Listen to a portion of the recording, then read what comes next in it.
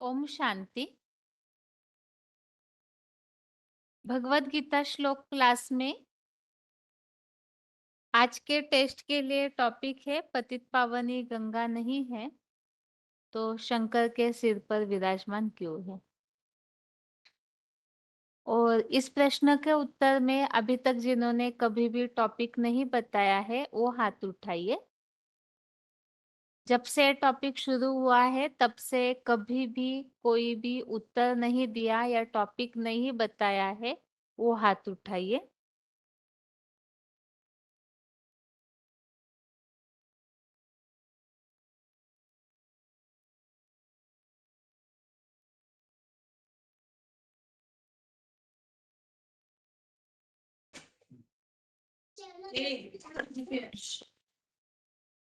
ओम शांति माता जी, roll number बताइए अपना।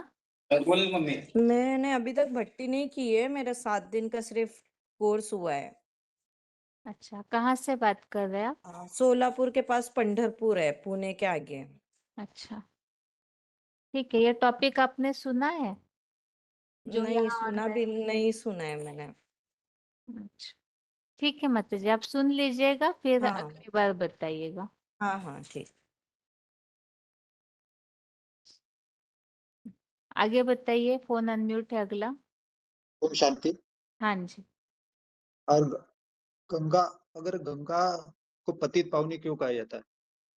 वैसे शास्त्रों में तो इस बारे में नहीं बताया गया है। अगर गंगा ही पति से पावनी होती तो जो भी ऋषि मुनि साधु संत वो फिर नहाने गंगा में क्यों जाते? फिर वो भी आज पावन देखने में आते। आज सभी सभी गंगा में नहाने के लिए जाते हैं। अगर अगर सभी जाते, अगर वो पति से पावन बन जाते तो आज इतना भ्रष्टाचार, इतना पाप पाप ये देखने में नहीं आता है। तो गंगा ही अगर पतित पावनी होती तो आज सारे ही दुख में नहीं रहते, सारे पवित्र रहते और सारे सुखी रहते। तो शास्त्रों में तो ऐसा कहीं उल्लेख आया नहीं है गंगा के बारे में। शास्त्रों में ये जरूर आया है, पतित पावन सीताराम ये आया है। गंगा का तो कोई उल्लेख आया नहीं है। तो इससे इससे साबित होता है कि गंगा पतित पावनी नहीं है। एक परम पिता शिव परमात्मा है, वही पतित पावन है।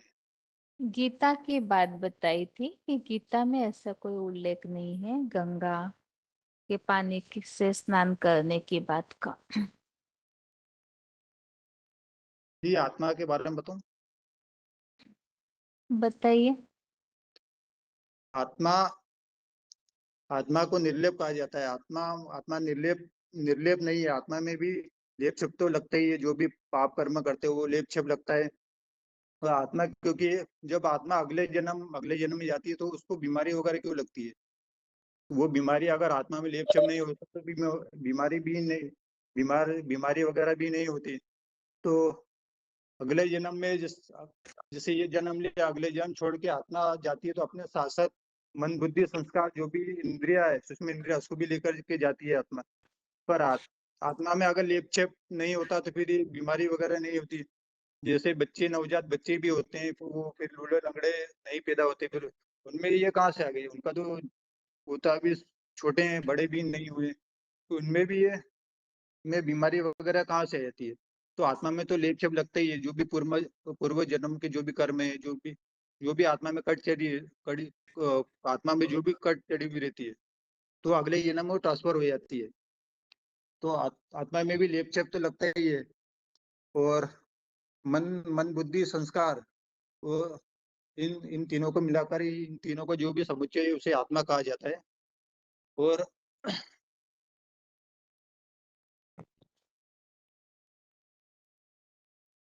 और आत्मा जब ये जब शरीर छोड़ती है, जब अगला जन्म लेती है तो अपने साथ साथ जो 5 ज्ञान इंद्रिया, 5 कर्म इंद्रिया है, मन बुद्धि संस्कार है, इन 10 शक्तियों को मिला करके जो भी जो 23 तत्व है, उन 23 तत्वों को भी अपने साथ में ले जाती है। ऐसा नहीं है कि शरीर के साथ ही वो खत्म हो जाती है। शरीर तो खत्म हो जाता है, वो तो 5 तत्वों का बना हुआ है। शरीर तो जड़ जड़ है, वो जड़ तत्व तो वही खत्म हो जाता है। लेकिन आत्मा अपने साथ साथ जो सूक्ष्म जो शक्तियां रहती है उसको भी अगले जन्म ले जाती है। अगर आप अच्छे कर्म करोगे तो अच्छे संस्कार आएंगे आत्मा में, और बुरे कर्म करेंगे तो बुरे संस्कार आत्मा में आएंगे। ये प्रकृति ही ऐसी है, आत्मा की प्रकृति ऐसी है। आप अगर अच्छे कर्म करोगे तो अच्छे संस्कार आएंगे, बुरे कर्म करोगे तो बुरे संस्कार आएंगे। प्रकृति नेचर है, जो भी प्रकृति नेचर है, गुण है, स्वभाव संस्कार है, वो अच्छे बुरे कर्मों के कारण ही बनता है। तो इससे साबित होता है कि आत्मा आत्मा में लेप चेप चढ़ता है, और आत्मा जब अगला जन्म रहता है तो जो पाप कर्म भी उसमें साथ में रहता है। ओम शांति।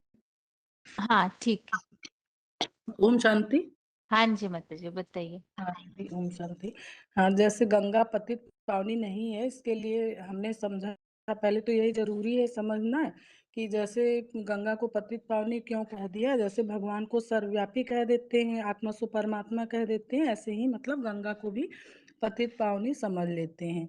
लेकिन समझने की बात यह है कि जैसे अगर गंगा पतित पावनी होती तो ऐसा समझ करके, जैसे मान्यता को ये समझ लिया कि गंगा से मतलब नहाने से पाप धुल जाते हैं। तो ऐसे तो कोई जड़ वस्तु मतलब जड़ पानी से तो किसी का उद्धार नहीं हो सकता है, लेकिन गंगा को पावन मान करके वो और भी पाप करने लगते हैं। समझते हैं कि गंगा स्नान कर लेंगे तो पाप मतलब पाप धुल जाएंगे।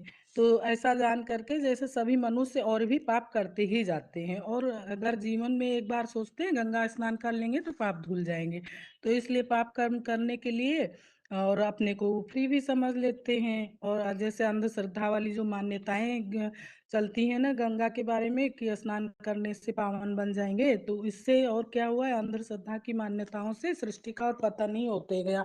अंधश्रद्धा में लोग उसी को मान्यता को लेकर चलते रहे। तो ऐसे जैसे भक्ति में भी गंगा के लिए बोल देते हैं ना, गंगा की मान्यताएं भी भक्ति मार्ग में ऐसे ऐसे चली कि जैसे मन चंगा तो कठौती में गंगा कहते हैं ना, गंगा का तट हो, गंगा का जल मुख में हो। और ऐसे बताया ना, जैसे बंगाल में जब मरने लगते हैं ना तो गंगा के कंठे पर ही ले जाते हैं, उनको पानी में डाल देते हैं और हरि बोल कह के उनको सोचते हैं कि इनका मतलब ये मुक्त हो जाएंगे। तो ऐसे ऐसे मान्यताएं होने से गंगा का मतलब ये गंगा को पतित पावनी मान लिया गया, और उससे ये परंपराएं परंपराओं के अनुसार और लोग उसको मानते गए, और भक्ति में मतलब ये तो एक अंधश्रद्धा हुई, और वो सोचते हैं कि इसी से मतलब हमारे पाप कटेंगे, तो इसलिए और भी नीचे ही गिरते जाते हैं। अगर समझा जाए तो गंगा पतित पावनी नहीं हो सकती। गंगा पतित पावनी है तो इसका उल्लेख गीता में भी आना चाहिए ना। तो गीता में ऐसा तो उल्लेख आया है गीता में मतलब गंगा के लिए कि गीता में वो विभूति योग में ही आया है गंगा के लिए, लेकिन उसमें कहीं ऐसा नहीं बताया कि गंगा पतित पावनी है। गंगा पतित पावनी के पतित पावन तो सिर्फ एक बात को ही बोलते हैं। जैसे कहते हैं ना पतित पावन सीताराम पतित, पुकारते भी हैं तो किसको पुकारते हैं कि मतलब भजन कीर्तन भी करते हैं तो बोलते हैं पतित पावन आओ। पतित पावन मतलब सीताराम को ही कहकर बुलाते हैं, कभी गाय मतलब गंगा को पतित पावनी गंगा हो ऐसा कहकर कभी नहीं बुलाते हैं। तो मतलब और भी भक्त लोग जैसे और भी धर्मों में भी बुलाते हैं, जैसे गाइड मुक्तिदाता लिबरेटर ऐसे कह के बुलाते हैं ना, तो भगवान को ही बुलाते, पतित पावन को ही बुलाते हैं। और जैसे एक कहानी, और गंगा को पतित पावनी मानने का एक कारण भी वही जो सगर राजा के 60,000 पूर्वजों को जो तारा गया, तो लोग सोचते हैं वो उन्होंने धरती पे लिया, भागीरथ ने तपस्या करके धरती पे गंगा को बुलाया। तो वो सोचते हैं, दुनिया वाले सोचते हैं जब इनके 60,000 पुरखे गंगा में नहाने से मतलब पार हो गए तो हम लोग भी पार हो जाएंगे। इससे भी और मान्यताओं इस मान्यता से भी और मतलब ये बढ़ता गया।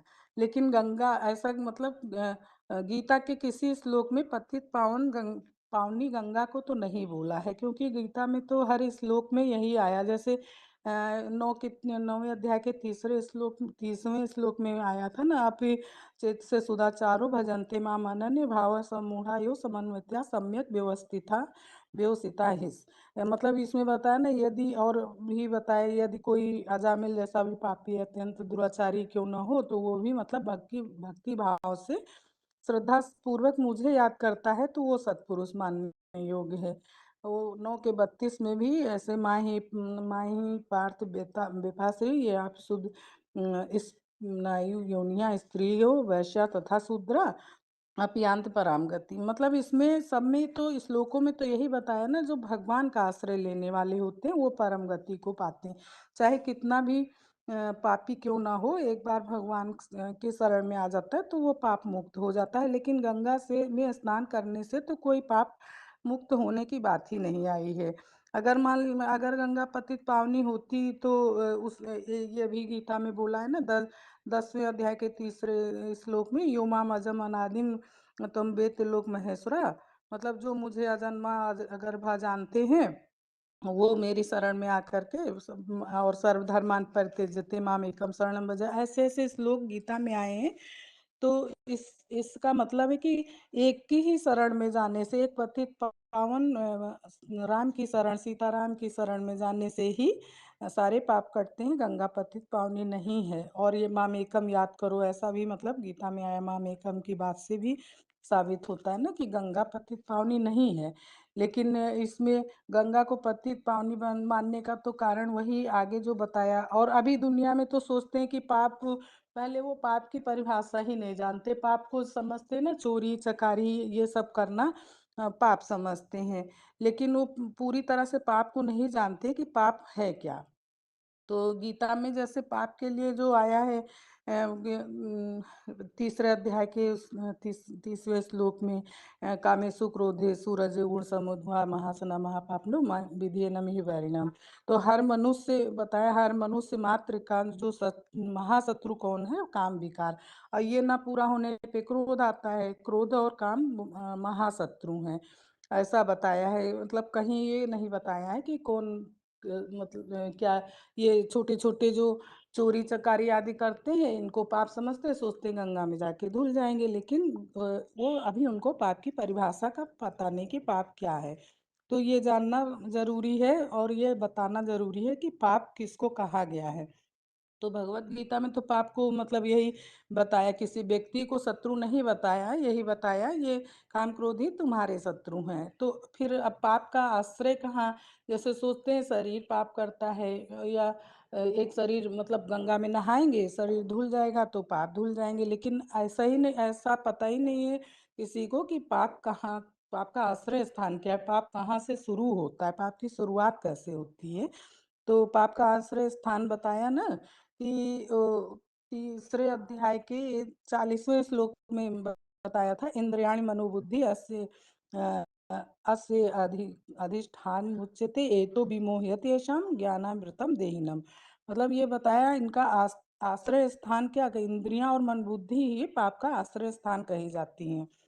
क्योंकि ये काम मतलब इनके द्वारा ज्ञान को ढक करके विशेष मूढ़ देहधारियों को जैसे देहाभिमान में आने से मूढ़ बना देती हैं। और और भी बताया, महाभूतानि अहंकारो बुद्धि अव्यक्तम योच इंद्रियाणि दशमेकम च पंचींचा इंद्रिय गोचरा। मतलब जो ये बताया जो इंद्रियां जो है पृथ्वी जल वायु अग्नि आकाश, ये 5 जड़ तत्व, देह का अहंकार बुद्धि, ऐसे ही एक अव्यक्त मन सहित जो 5 कर्मेंद्रियां 5 ज्ञानेंद्रियां के जो विषय भोग हैं वो पाप की बात, वही उन वहां से ही पहले पाप की बात मन में आती है। तो जो मनुष्य होते हैं उनके मन के संकल्प से पाप का बीज डालने वाले। और मन क्या है, अव्यक्त होता है, दिखाई तो देता नहीं है आंखों से। तो पाप की शुरुआत पहले कहाँ से हो जाती है, मन से ही शुरू होती है। मन में जैसे विचार आते हैं तो फिर वो बुद्धि से सोचते हैं और सोचते हैं और जो कर्म कर देते हैं, फिर उनसे उनके वो संस्कार जन्म जन्मांतर के बन जाते हैं। तो इसी ऐसे मतलब गंगा को पतित पावनी नहीं, हाँ पाप तो इसको ही बोलते हैं ना कि जो गीता में पाप की परिभाषा बताई। तो और जैसे पाप क्या होता है, जैसे कहाँ रहता है, इसे कहा अगर ये समझेंगे तो पाप धुलेंगे कैसे, तब ये समझ पाएंगे।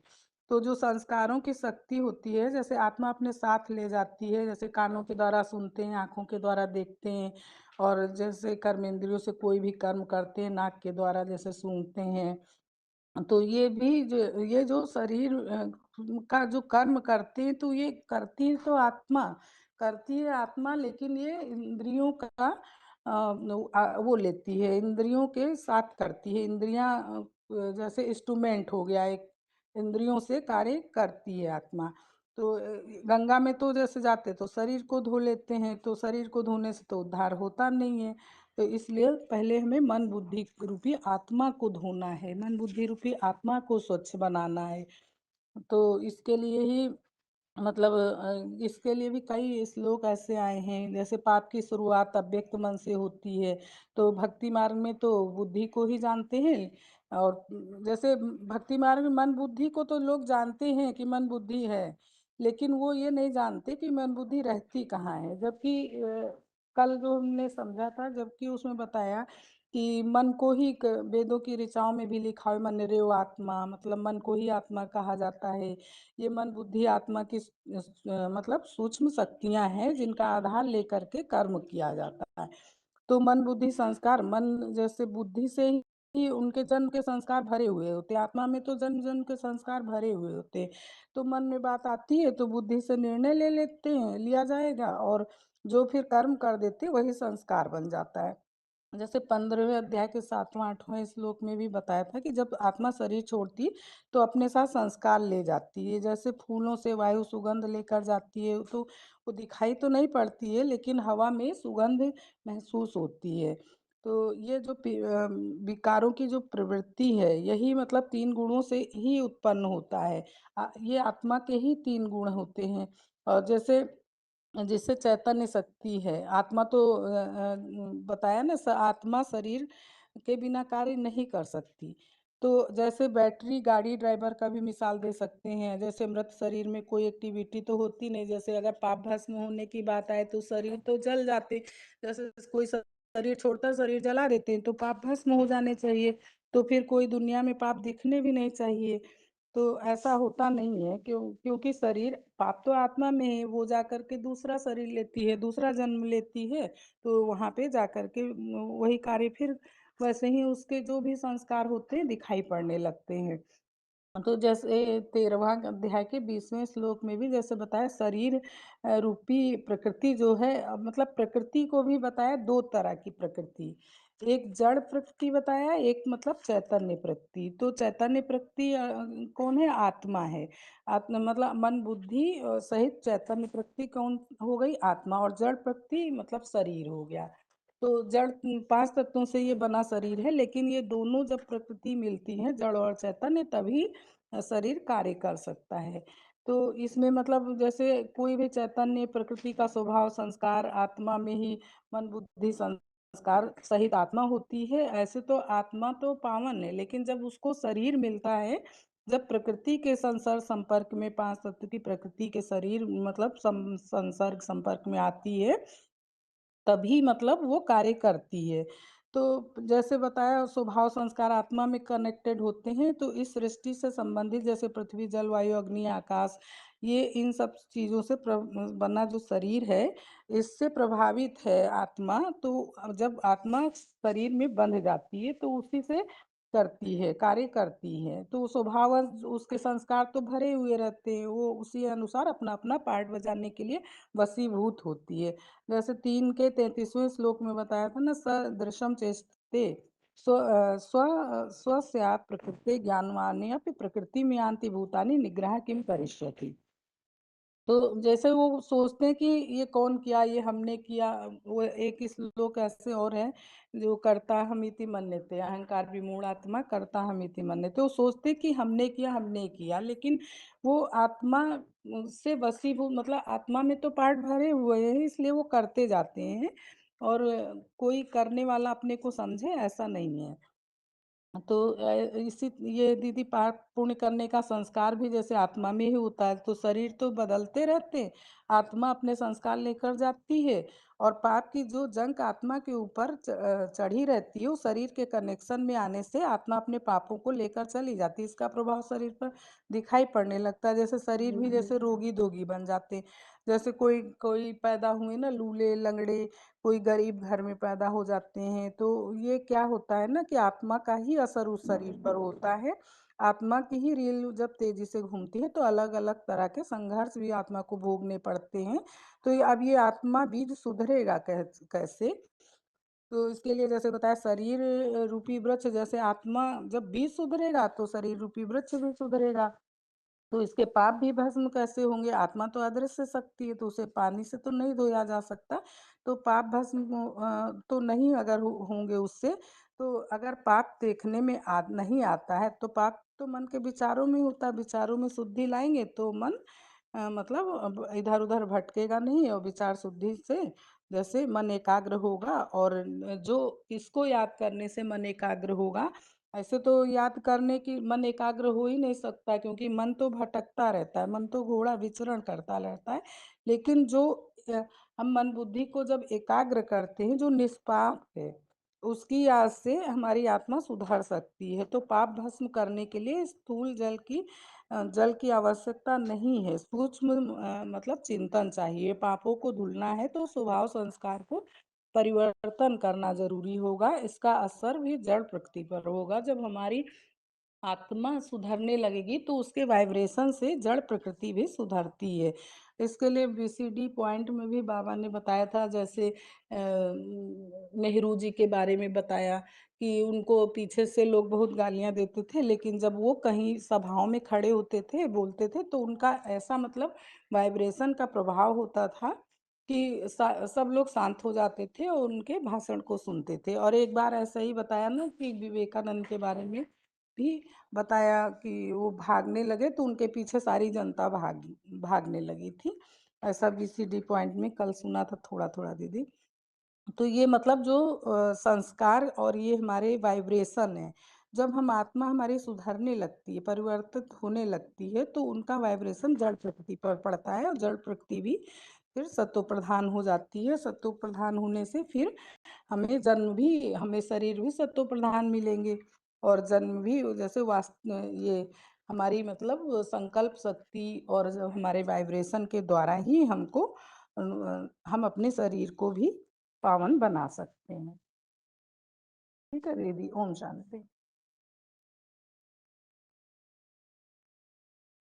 बनारस के माता जी थोड़ा सा श्लोकों की प्रैक्टिस कीजिएगा। मतलब शायद पढ़ने की आदत नहीं रही होगी, इसलिए हर श्लोक में कहीं ना कहीं उच्चारण में थोड़ा सा ठीक नहीं था। अभी एक साथ फोन अनम्यूट किए जा रहे हैं ताकि समय बचे, क्योंकि लंबा हो जाता है एक एक व्यक्ति का टॉपिक बताने में। अभी छोटे फोन से जिनके फोन अनम्यूट है रोल नंबर बताते जाइए।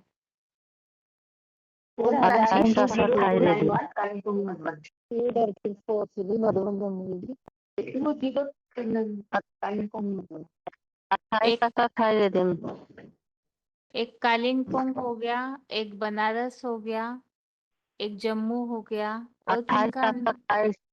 हाँ जी माता जी, आपका बनारस बोल दिया। और किनका अनम्यूट है? 28,728 माता जी मधुबन 28,728 आपको ही रिस्पांस दिया हमने, बनारस। हाँ हाँ हाँ ठीक है दीदी, 13,000। हाँ बनारस। हेलो। हाँ जी, रोल नंबर बताइए। 957 हम्म 957 लाख।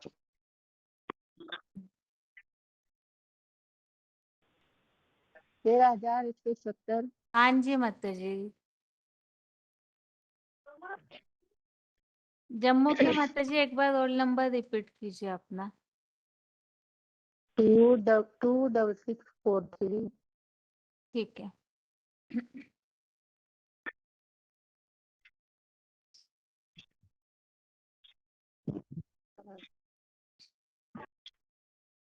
और किनका अनम्यूट हुआ है अभी? 9793 कागनाथ। ठीक है, सबसे पहला प्रश्न है अभी,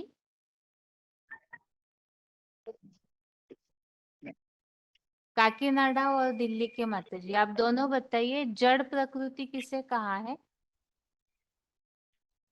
जड़ प्रकृति माने शरीर को कहते हैं, शरीर को कहते हैं। ठीक है।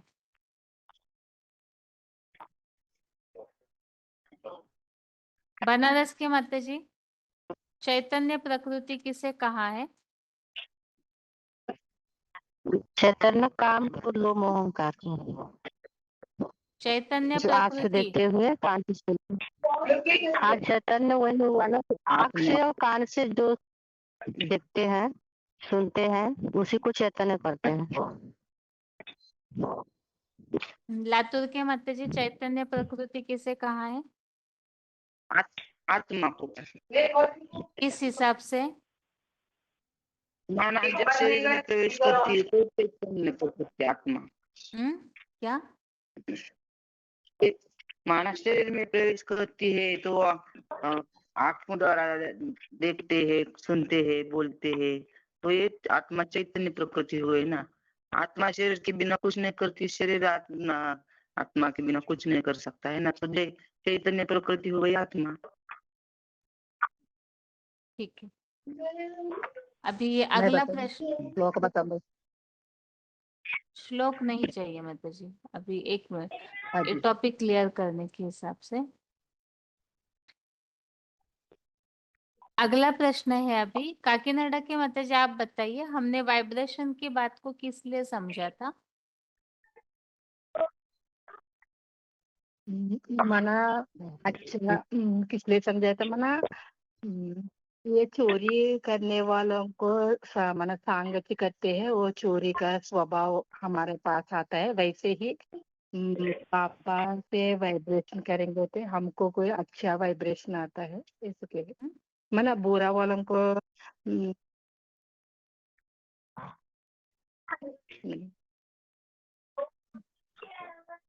जम्मू के माता जी बताइए, हेलो दीदी, वाइब्रेशन की बात को हमने क्यों समझा था?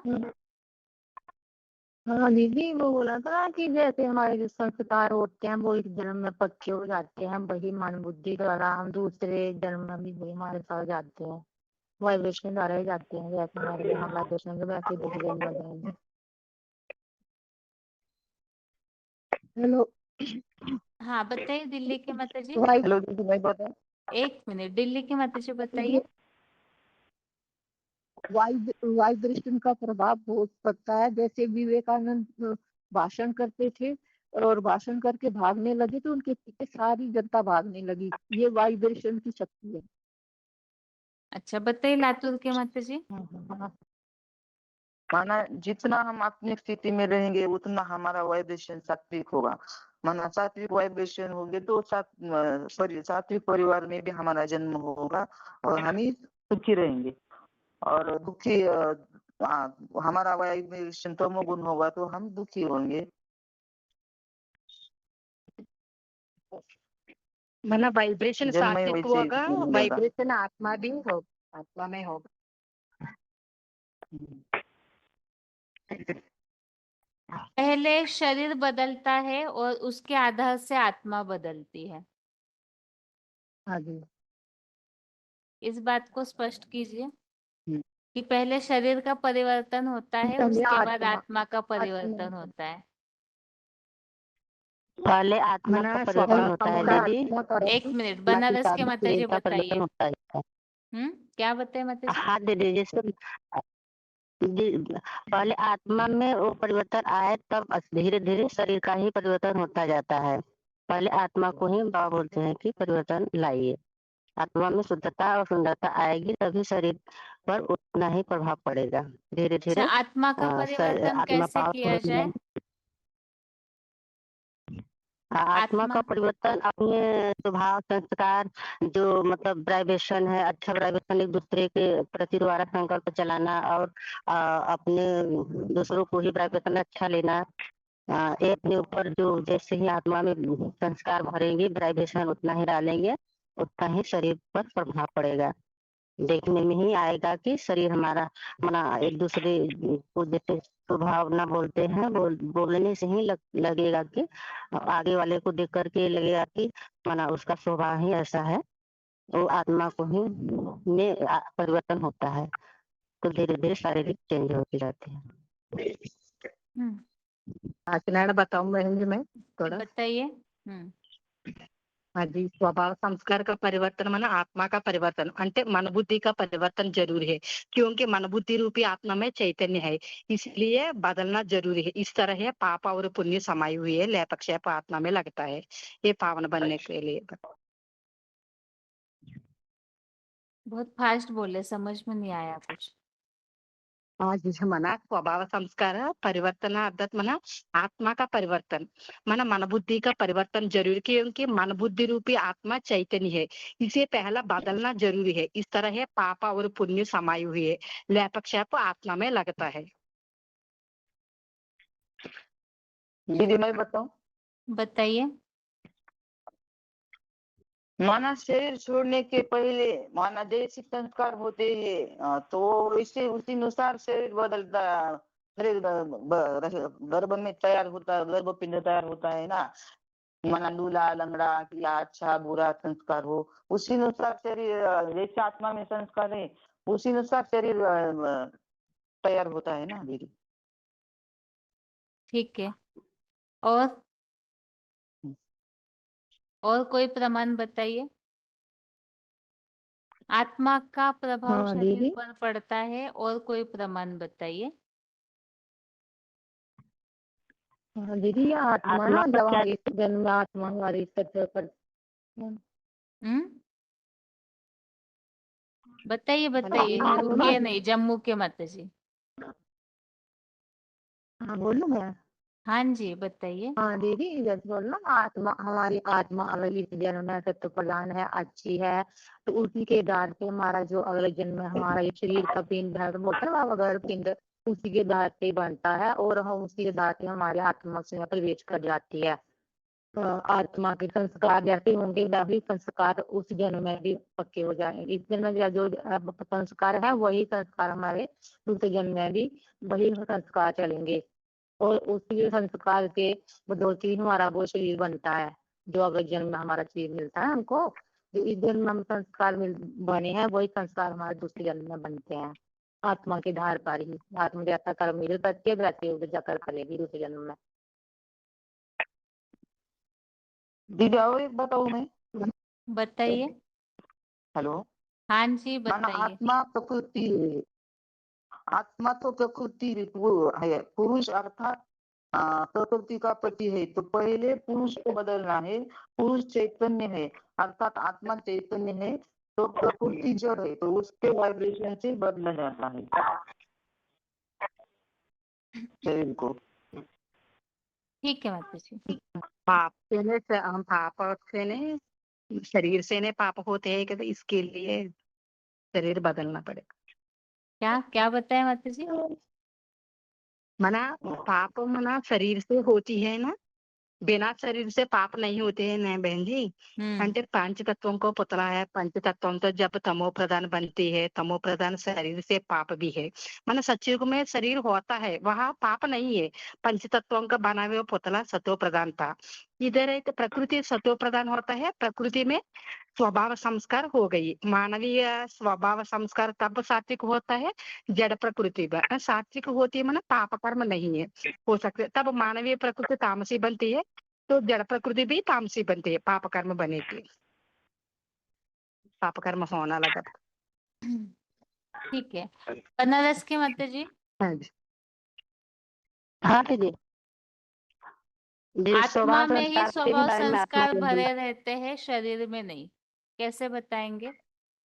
स्वभाव संस्कार जो है या पाप कर्म जो है वो आत्मा में ही भरे हुए होते हैं, इसे कैसे स्पष्ट करेंगे।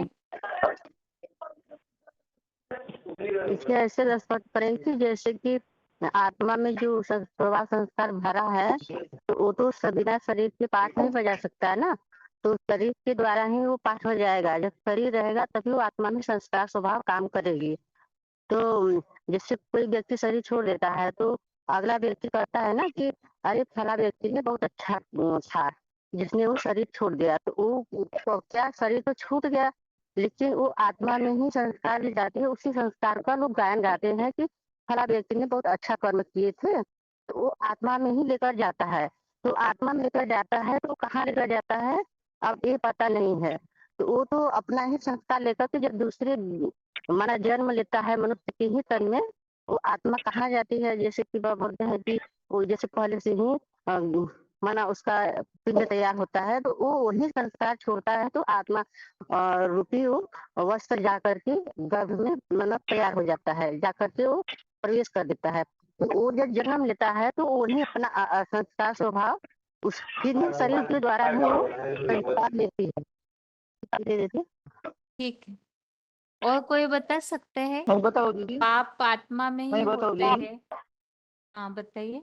हेलो दीदी मैं बता, माना आत्मा में ही पाप और पुण्य का रिकॉर्ड भरा हुआ है, जिसे पहले भस्म करना पड़ता है। तो आत्मा की पहली शक्ति है संकल्प शक्ति और दूसरी है शक्ति बुद्धि की। तो इसलिए पहले मन बुद्धि का ही परिवर्तन करना पड़ेगा, तो उसका असर फिर शरीर पर पड़ता है।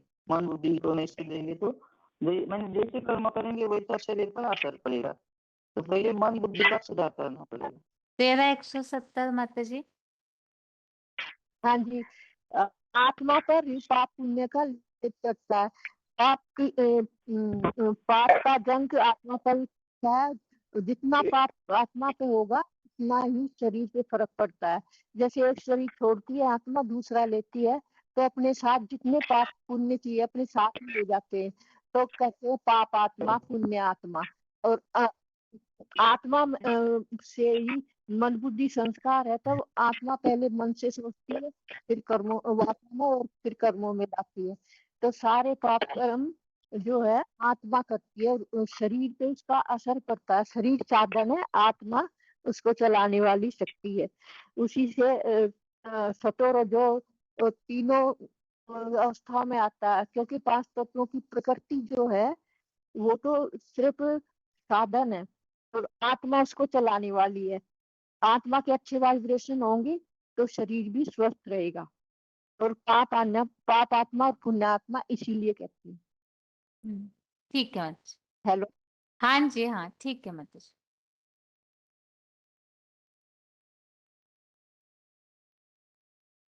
अगला फोन अनम्यूट किया है, रोल नंबर बताइए। हाँ दीदी, हम जानते हैं मेरा रोल नंबर 25। हेलो बहन जी। हाँ जी, रोल नंबर बताइए भाई अपना। 22168। 22168। ठीक है। हाँ जी बहन जी, हमारा एक सवाल है। हाँ जी। आपने जो सिखाया ना हमको, हम्म। शिव बाबा आपसे आपके माध्यम से हमको जो सिखाया, जो आत्मा शरीर को सुधारने के लिए पहले आत्मा को सुधारना चाहिए। आत्मा को नहीं सुधरेंगे तो शरीर सुधरेंगे नहीं। तो शरीर आत्मा को तो सुधारना चाहिए, लेकिन शिव बाबा मुरली में कहा कि शरीर सटते जाएंगे और आत्मा शक्तिशाली होते जाएंगे। ये क्यों? ये तो कॉन्ट्राडिक्टरी हो जाता है ना मोहिन जी। आत्मा जब सतो प्रधान प्लीज बन हमको जाएगी, समझाइए। 1 मिनट बता रहे, शरीर सड़ते जाएंगे, आत्मा पावरफुल बनती जाएगी। ये जब तामसी प्रकृति होती है दुनिया की, तो उसका असर इस शरीर पर होगा। और जब आत्मा पूरी सात्विक बन जाती है, 100% सोना बन जाती है, तो उस आधार से शरीर कंचन काया बनता है या नहीं, बर्फ से उठने के बाद? जी बर्फ क्या तो से जानते हैं, उठने के लेकिन बाद, हमारा जो शिव बाबा है ना, जो शिव बाबा का जो क्लास चलते थे, उस समय हमने देखे जो शिव बाबा का शरीर कितना खराब होते जा रहा था। उस समय हमने देखे, पहले तो हम क्लास किए, पहले भी उनका देखे और बाद में भी उनका देखे, लेकिन आत्मा तो शक्तिशाली होते जा रहे थे उस समय से। लेकिन तो आत्मा थ्योरी में जो शक्तिशाली आप है तो शरीर से काम ले रही है ना। आत्मा जिनकी शक्तिशाली है वो शरीर से काम लेगी। यहाँ अलग अलग संदर्भ में ये बातें लागू होती है।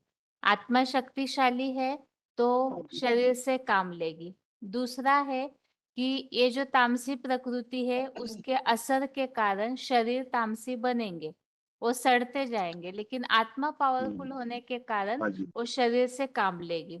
उसके बाद आत्मा जब 100% कंचन काया बन जाती है, आत्मा जब पूरी तरह से हाँ जी, अपने पाप को भस्म करती है, तो वही सतो प्रधान आत्माओं का जो संगठन है वो इस जड़ प्रकृति को भी बदलता है और अपनी जो प्रकृति है मनुष्य शरीर, उसे भी परिवर्तन करके कंचन काया बनाता है ना।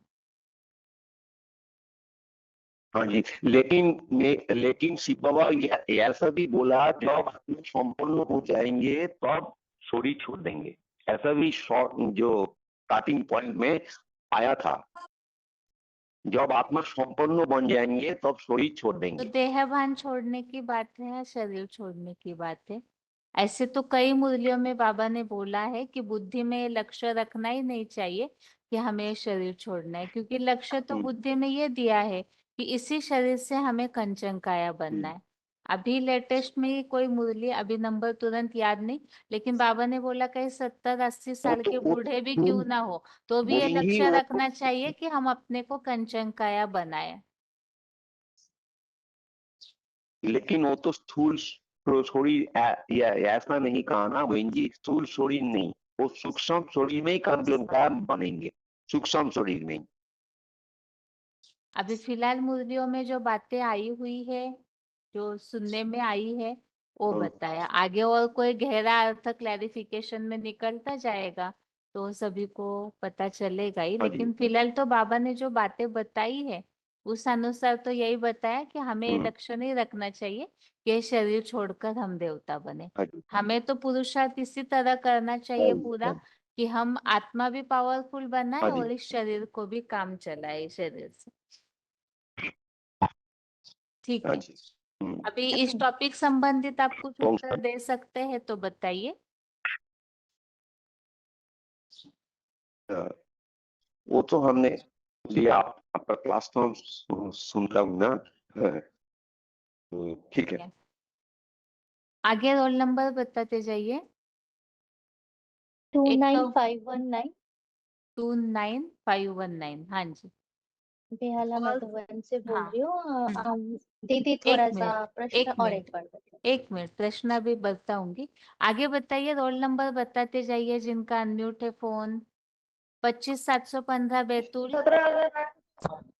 हाँ, हाँ दीदी, 17815, 17816। ठीक है, और किनका अनम्यूट है? 2321 हाँ हाँ ठीक है, और किनका अनम्यूट है? 23214 भुवनेश्वर। 23214। ठीक है, और किनका अनम्यूट है फोन?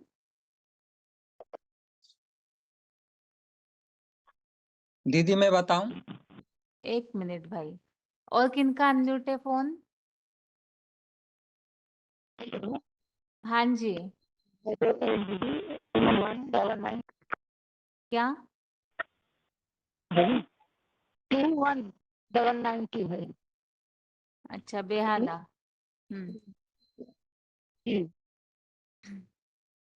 ठीक है। ये बेला। हाँ, बैतुल के भाई क्या बता रहे हैं, आप बताइए। हाँ दीदी, अभी जो बातें चल रही थी कि हम्म आत्मा और शरीर मतलब जड़ पदार्थ के परिवर्तन के बारे में, हम्म तो भक्ति का एक उदाहरण मैं देना चाहता हूँ दीदी। हम्म अ, अपने भारत देश के एक वैज्ञानिक थे जगदीश चंद्र बसु, उन्होंने एक प्रयोग किया था। हम्म तुलसी के पौधे लिए उसने लगाए गमले में, और कुछ तुलसी एक मिनट, आप किस संदर्भ में बता रहे हैं? एक बार अपनी बात को रिपीट कीजिए। आत्मा आत्मा का प्रभाव जड़ पदार्थों पे पड़ता है, इस संदर्भ। हाँ जी, जी, हाँ बताइए। तो जो तुलसी के पौधे थे उनको मतलब दो दो पौधे लिए, एक पौधे के सामने जाकर के वो उसने कुछ दिनों तक के ऐसा अभ्यास किया कि बहुत प्रशंसा की कि बहुत अच्छे हो आप, कितने हरे भरे हो, बहुत सुंदर दिखाई दे रहे हो। तो वो पौधे जो थे वो हरे भरे थे। उसके बाद में फिर दूसरा जो पौधा था उसके सामने जाकर के उन्होंने पौधे को मतलब बहुत बुरा बुरा बोला कि तुम ऐसे हो, तुम वैसे हो, मतलब संकल्प उनके प्रति बुरे चलाए।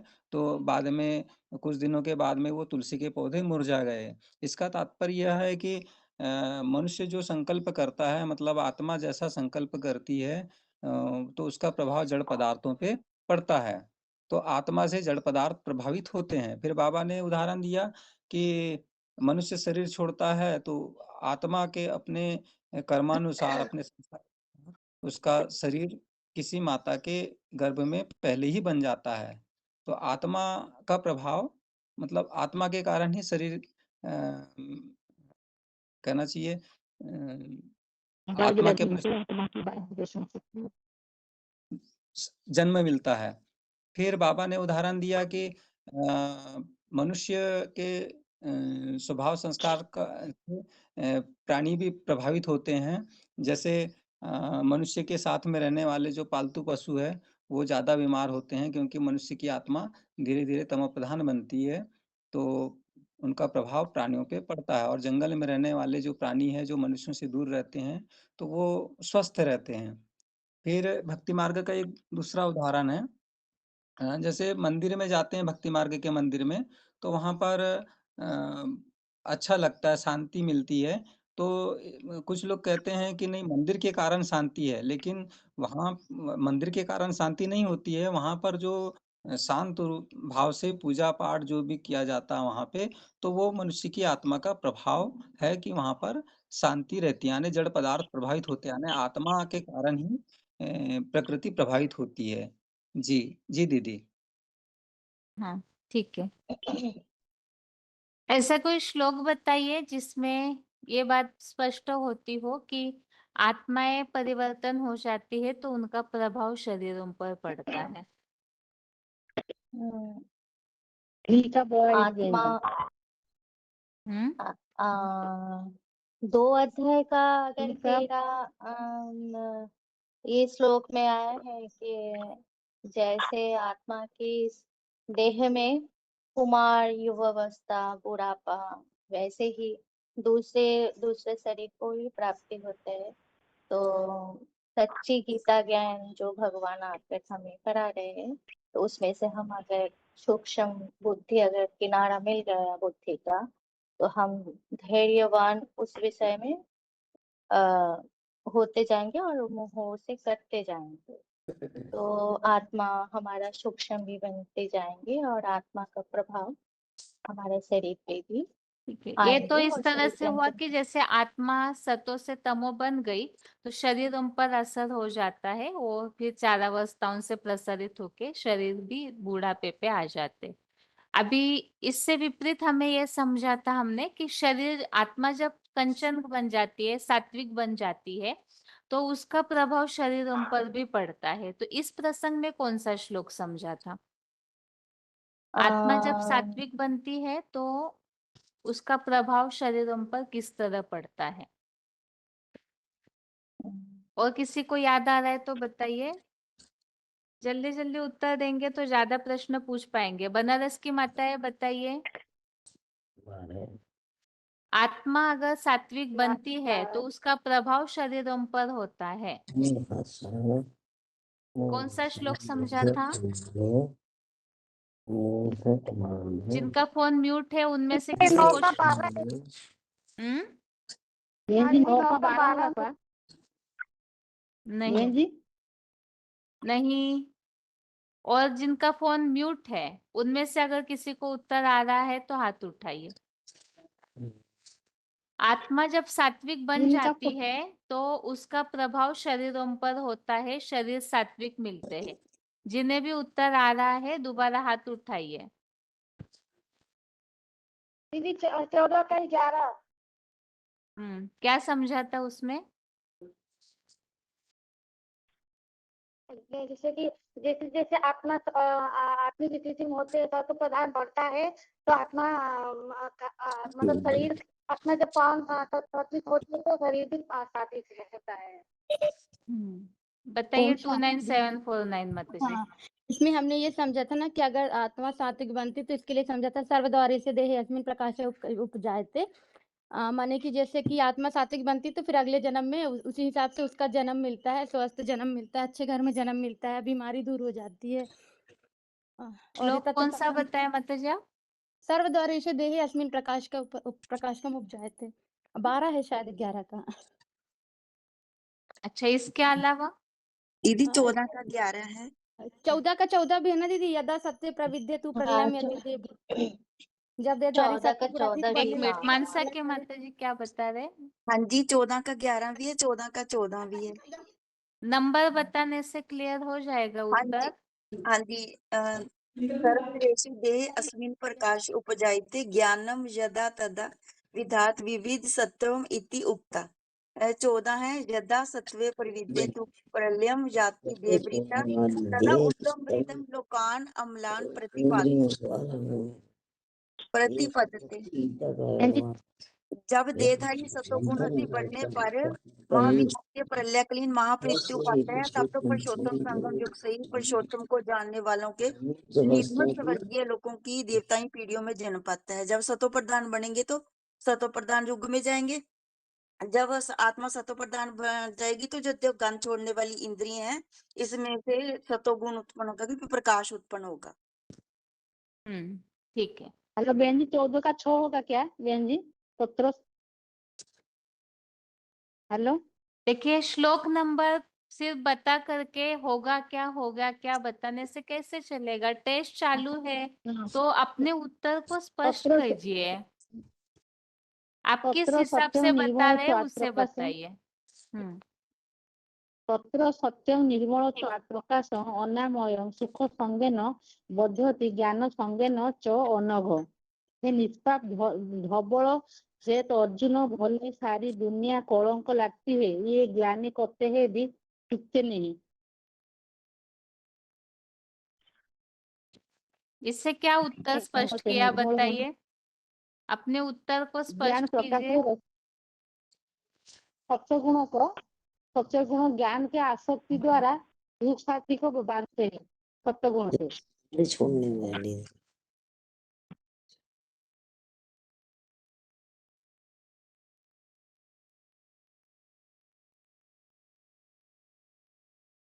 दीदी हम बताएं 14 का 6 का। बताइए। जैसे इसमें दीदी बताया है कि जब आत्मा जब ज्ञान प्रकाश में प्रकाशित होती है तो अपना सत्वगुण बढ़ता है, तो चैतन्य आत्मा जब आत्मा को ज्ञान का प्रकाशता मिलता है तो सुख शक्ति से बांधती है। ठीक है। अगला प्रश्न यह है,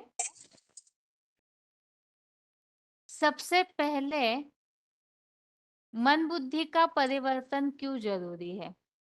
इस बात को हमने वाइब्रेशन के टॉपिक में क्यों समझा था कि सबसे पहले मन बुद्धि का परिवर्तन ही जरूरी है, तभी शरीर परिवर्तन हो सकता है। ओम शांति दीदी। जैसा कि हमने समझा कि मन बुद्धि को आत्मा कहा जाता है, तो आत्मा एक ऐसा यंत्र है माने जिसके द्वारा मतलब शरीर आत्मा को मन बुद्धि रूपी यंत्र से ही कैच किया जा सकता है। मन बुद्धि को ही आत्मा कहते हैं। तो जो हमारे मन बुद्धि में जो विचार चलते हैं उसी से हमारे स्वभाव परिवर्तित होते हैं। तो जैसे शरीर जो है जड़ प्रकृति है, उसमें अपने आप परिवर्तन हो ही नहीं सकता है। शरीर में इंद्रियां तो है, इंद्रियां समाई हुई है और इन इंद्रियों में इंद्रियां जो है प्रबल है दीदी।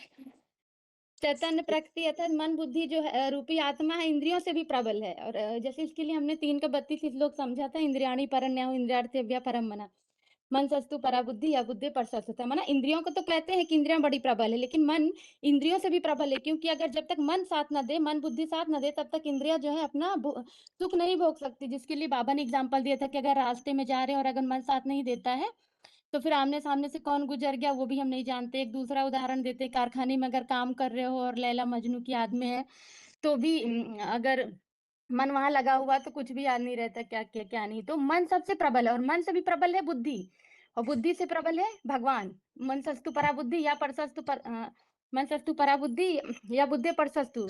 तो सबसे प्रबल कौन है? बुद्धि। तो मन बुद्धि का अगर सुधार होगा तो चैतन्य प्रकृति का वाइब्रेशन से परिवर्तन हो जाएगा। मन अभी के एक वाइब्रेशन से ही सारी ठीक है माता जी। दीदी थोड़ा एक वाक्य और है। मन के वाइब्रेशन से ही सारी दुनिया को चेंज किया जा सकता है। अभी वो अवस्था बनी नहीं है, इसलिए हम चेंज नहीं कर पा रहे हैं, क्योंकि मन इतना प्रेस्टिसाइज नहीं हुआ है। ओम शांति दीदी, मैं रख रही हूँ, मुझे जाना है, लेट हो रही। ठीक। हाँ जी दीदी, मैं बताऊं? हाँ जी दीदी, क्योंकि आत्मा में ही 5 विकार होते हैं, मन बुद्धि संस्कार होते हैं। जैसे कोई मरता है, जैसे हमने बहुत श्लोक सुनना पड़ा ना, 15 का 8 भी, जैसे हवा फूलों की खुशबू को ले जाती है, जो आत्मा है संस्कार लेके जाती है दूसरे जन्म में, और उसी में वैसा ही शरीर मिलता है। आत्मा का सुधार होगा, जैसा आत्मा का वाइब्रेशन होगा। जैसे कहते हैं हम कि चिंतन मंथन से जब सतोगुण बढ़ेगा तो भी आत्मा वो संस्कार ले जाएगी, वैसा ही शरीर मिलेगा। आत्मा का परिवर्तन ही जरूरी है, क्योंकि जड़ शरीर तो यहाँ ही रह जाता है, और वो तो उसका तो मिट्टी है, मिट्टी में ही मिल जाता है। आत्मा संस्कार लेके जाती है। अभी इसका एक क्रॉस कार्य क्या प्रश्न होता है इसके इसी टॉपिक के लिए। एक क्रॉस प्रश्न इस तरह है, जैसे यहाँ बताया गया है ना कि आत्मा के आधार से शरीर पे असर होता है। अभी दूसरा प्रश्न ये है, अभी इसके लिए अगर कोई आपको ये पूछे, ज्यादातर ऐसे होता है तबीयत ठीक नहीं रहती है तो मन खराब हो जाता है, मन दुखी हो जाता है, तो शरीर का असर मन पे हुआ ना। यहाँ हम टॉपिक ये बता रहे हैं कि आत्मा का प्रभाव शरीर पर होता है। आत्मा सुधरती है तो शरीर सुधरेगा, आत्मा बिगड़ती है तो शरीर बिगड़ता है। लेकिन जैसे कई बार ये देखने में आता है कि जब बीमार होता है व्यक्ति तो उनका मन खराब हो जाता है। अगर ऐसे कोई पूछे तो आप क्या उत्तर देंगे? दीदी बताइए ऐसे भी बता भुवनेश्वर। सकते हैं कि हाँ जी। जैसा बीज होता है वैसा ही वृक्ष होता है। जैसे जैसा बीज होता है वैसा ही वृक्ष बनता है। जैसा बीज होता है वैसा ही वृक्ष बनता है। यहाँ प्रश्न ये है कि बीमार पड़ते हैं तो मन खराब हो जाता है, क्या बताएंगे? बताइए 14389 माता जी। भुवनेश्वर की माता जी 21973। ओम शांति। दीदी हाँ यहाँ तो आत्मा मतलब भोगता है कौन? आत्मा तो भोगता है ना, शरीर द्वारा भोगता है। जो बीमार पड़ते हैं तो शरीर में तो बीमारी आता है, लेकिन सुख दुख तो आत्मा भोगते हैं ना। दुख जो भी बीमारी होता है तो आत्मा भोगते हैं, शरीर में तो आता है लेकिन आत्मा भोगते हैं। जैसे मतलब जो भी भोगता है, जो भी मैंने भोगता है उनको ऊपर भी लेप छेप आता है ना। आत्मा तो भोगते हैं, जो भी दुख कष्ट आता है शरीर तो नहीं, शरीर में दिखाई पड़ता है, इतने भोगता है आत्मा ना दीदी। मन दिखाई तो पड़ता है, दुख तो आता है, ठंडी हो जो सर्दी हो जो भी हो, बुखार हो, शरीर तो भोगता है, लेकिन मैंने भोगता है तो आत्मा। शरीर में दिखाई पड़ता है लेकिन दुख तो आत्मा ऊपर लगता है ना, शरीर के ऊपर नहीं लगता है। जैसे कि एक उदाहरण दे दीदी। हाँ बताइए, कलकत्ता के माता जी बताइए। तो ऐसे उदाहरण हम लोग तो बार बार ही देखते हैं कई सारे। जैसे स्ट्रीट लाइट में बहुत सारे गरीब पढ़ते हैं और रिजल्ट भी अच्छे करते हैं, तो ये उदाहरण हमने क्यों दिया? क्योंकि उसका पास पैसा नहीं होता है, उसका पास ज्यादातर ऐसे कोई सब्सटेंसेस नहीं रहते कि पढ़ाई में जितना उसको चाहिए, लेकिन वो जो मन का बल है, उस मन का बल मतलब आत्मविश्वास। आत्मविश्वास से तो वो क्रॉस करके ऐसे पढ़ाई करते हैं कि जिसका पास धनी जो है धनवान, तो उसमें उस बच्चों के साथ वो compete कर सकते हैं। तो कंपटीशन में वो योगदान देते हैं और फर्स्ट सेकंड होता है। तो ये तो वास्तव में हम लोग देखते ही तो, और ऐसे कई सारे उदाहरण हैं। तो मन से हम लोग कई सारे जो लड़ाइयाँ हम लोग जीत जीत सकते हैं। इसीलिए हम लोगों को जब कोर्स कराया जाता है तो अष्ट शक्ति जो है, अष्टगुण, तो इसमें से हम लोग को होता है ना कि बाबा भी कहते हैं कि मन चंगा तो कटौती में गंगा। और ऐसे भी बात है कि मन में अगर खुश तो जगत खुश। तो जगत खुश मतलब कि ये स्थूल दुनिया के नहीं बारे में होता है। मन अगर खुश तो उस अगर शरीर सत्ते भी जाएंगे, शरीर में हाँ मेरा तबीयत बहुत खराब है, लेकिन मन अगर खुश है तो उस मन के बल से हम सारे विपत्ति जो बाधा विघ्न है उसको क्रॉस करके जाएंगे। ऐसे कई सारे श्लोक है, पहले जो माता बोले हैं वो भी श्लोक मतलब है। और भी है जहाँ पर अर्जुन को सिखा रहे हैं भगवान के तो इसलिए सिखा रहे हैं कि तो बोला है ना कि तुम मन से सफेद हो। तो अगर मन The से सफेद person you हो are तो ही speaking मैं with has शिक्षा put your में दे सकूंगी। तो इसलिए बोले हैं कि तू कर्म करते जा, तो फल का इच्छा नहीं कर, तो फल का आशा नहीं कर, तो कर्म करते जा। कर्म अगर सही रास्ते में होगा तो फल तो अपने आप ही पीछे आएगा। तो इसी ऐसे तरह हम समझा सकते हैं। ओम शांति दीदी। हाँ इसमें दीदी जैसे आपने बोला था कि जैसे शरीर बीमार पड़ता है तो मन पर प्रभाव पड़ता है, तो इसका यह है कि जैसे शरीर बीमार पड़ता है तो शरीर मतलब शरीर सुख दुख नहीं झेलता भोगता है, सुख दुख आत्मा ही भोगती है। जैसे हम या खट्टा खाएं या मीठा खाएं या हमारे चोट लगी है तो हमारे मन के जो हमारे शरीर के जो जो चोट है वो विचारों में जाती है, यानी आत्मा पर जाती है और मन रे आत्मा, तो मन पर उसका प्रभाव पड़ता है। मन पर मतलब वो सुख दुख भोगने का कारण आत्मा ही मन ही करता है, आत्मा ही मन है। तो इसलिए वो मन पर प्रभाव पड़ता है। जैसे हम बीमार पड़ेंगे तो दुख हमारी आत्मा ही भोगेगी, मन ही भोगेगा, तो इसलिए प्रभाव मन दुखी हो जाता है। 14,390 माता जी बताइए। दीदी मन खराब होना, मना क्या है कि जो बीमारी का प्रभाव है मन के ऊपर पड़ना, मन का कमजोर होना, आत्मा का कमजोर होना, यानी कि मन है जो हमारा स्थिर नहीं है, असल अडोल नहीं है। तो क्योंकि हमें बाप की पहचान नहीं है, अगर बाप की पहचान होती है तो ही हमारा मन है जो स्थिर होता है। जब मन औरों में भटकता है तो सभी का वाइब्रेशन आत्मा के ऊपर होता है, जिसके कारण हमें वो बीमारी ना आती है। ठीक है, जो भी बीमारी होती है, जो भी वाइब्रेशन हमारे ऊपर पड़ता है तो उसका असर हमारे मन के ऊपर होता है, आत्मा के ऊपर होता है। तो आत्मा के ऊपर वो लेप शेप चढ़ता जाता है, जिससे हम नीचे गिरते जाते हैं और हमारा मना क्या है कि मन है जो खराब हो जाता है।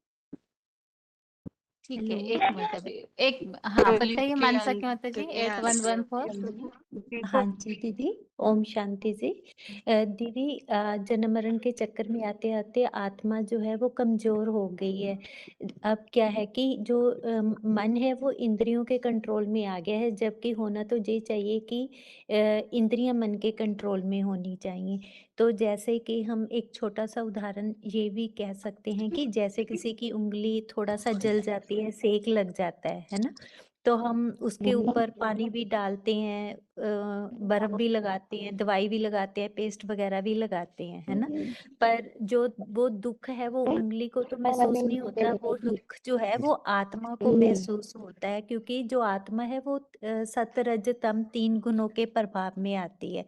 तो जैसे कि मन की कोई इच्छा पूरी हो गई तो हमारी आत्मा खुश हो जाती है कि दे के लिए मुझे जे मिला जे मिला।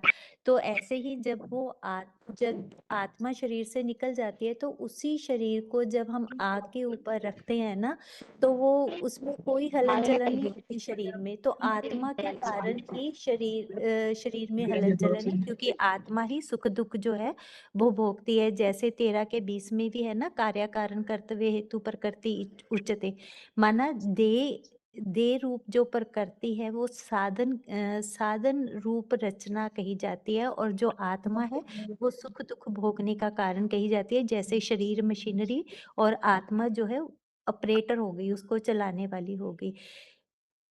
हेलो। हाँ जी माता जी, ठीक है। अभी अगला प्रश्न है बेहाला के 21,992 माता जी। 21,992 बेहाला के माता जी, आपके लिए प्रश्न है माता जी, आत्मा निर्लेप है या नहीं? इस प्रश्न का उत्तर क्या समझाएंगे आप?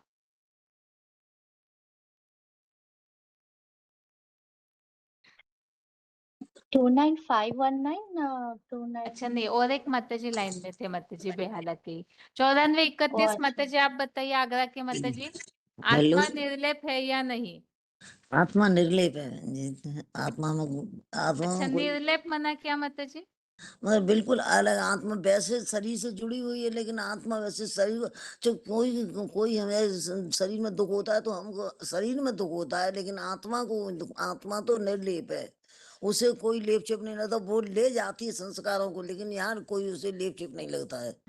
ये तो शरीर भोगता है हमारा कोई हमारे शरीर में कोई पीड़ा हुई है, कोई कहीं भी दर्द हो तो हमें शरीर हमारा भोग रहा है, आत्मा अच्छा, नहीं आपका मन दुखी नहीं होता है ना माता जी कुछ होने से? है। शरीर में दर्द होता है तो मन में विचार चलता है या हाँ, शरीर में विचार मन चलते में हैं? विचार आता है, लेकिन भोगता तो नहीं शरीर है हमारा। शरीर भोगता है। हाँ, शरीर भोगता है, आत्मा तो अच्छा, अभी निर्लेप और किसी का फोन अनम्यूट किया है, बताइए उत्तर उसे माता कोई जी। दुख सुख नहीं है, वो तो निर्लेप। आपका उत्तर सही है या नहीं, और किसी से पूछते हैं माता जी, रुकिए। किसका फोन अनम्यूट हुआ है अभी, बताइए। हेलो। हाँ जी। हेलो दीदी। हाँ, बताइए रोल नंबर भुवनेश्वर के जब माता तक जी। आत्मा परम धाम में है तब एक तक मिनट निर्लेप डॉन के है। माता जी, रुकिए। लेकिन जब आत्मा माता जी 1 मिनट रुकिए, अकोला के माता जी बताइए, उड़ीसा के माता जी बताइए, आत्मा निर्लेप है या नहीं? हाँ दीदी, मेरा रोल नंबर 253766 है, मधुपुर। बताइए। आत्मा में लेप छेप लगता है। शरीर से नहीं। जी अच्छा, हम बीमार बताएं होते हैं तो शरीर शरीर में दर्द होता है या मन में दर्द होता है माता जी? आत्मा है ना, इसलिए शरीर से दर्द होता है। आत्मा नहीं हो तो शरीर को कैसे दर्द दर्द होता है दीदी? ठीक है। हाँ, अकोला के माता जी आप अभी बताइए। जब तक आत्मा परम धाम में है तब तक निर्लेप है, लेकिन जैसे ही आत्मा पांच तत्वों के शरीर में आ जाती थोड़ा है आवाज तो तेज जो आत्मा सभी को प्रकृति के सुनाई द्वारा दे। सुख और दुख भोगती है। कलयुग, हाँ, परम धाम में आत्मा निर्लेप है, लेकिन जैसे ही आत्मा पांच तत्वों में आ जाती है शरीर के कनेक्शन में, तो आत्मा ही सुख और दुख भोगती है और आत्मा ही पाप और पुण्य का लेप छेप लगता है। आत्मा जब कलयुग के अंत में आ जाती है तो शरीर के अटैचमेंट में आ जाती है, तो बीमारी का प्रभाव जो है वो आत्मा के ऊपर पड़ता है, क्योंकि आत्मा कलयुग के अंत में कमजोर हो जाती है। तो प्रकृति के प्रभाव के कारण मन को दुख होता है। बताएं स्मृति दी कुछ। बताइए आगे हेलो। माता जी। आत्मा 1 मिनट लेप मानसा के छेप, माता जी। आत्मा हाँ। को ही लेप आत्मा छेप लगता है।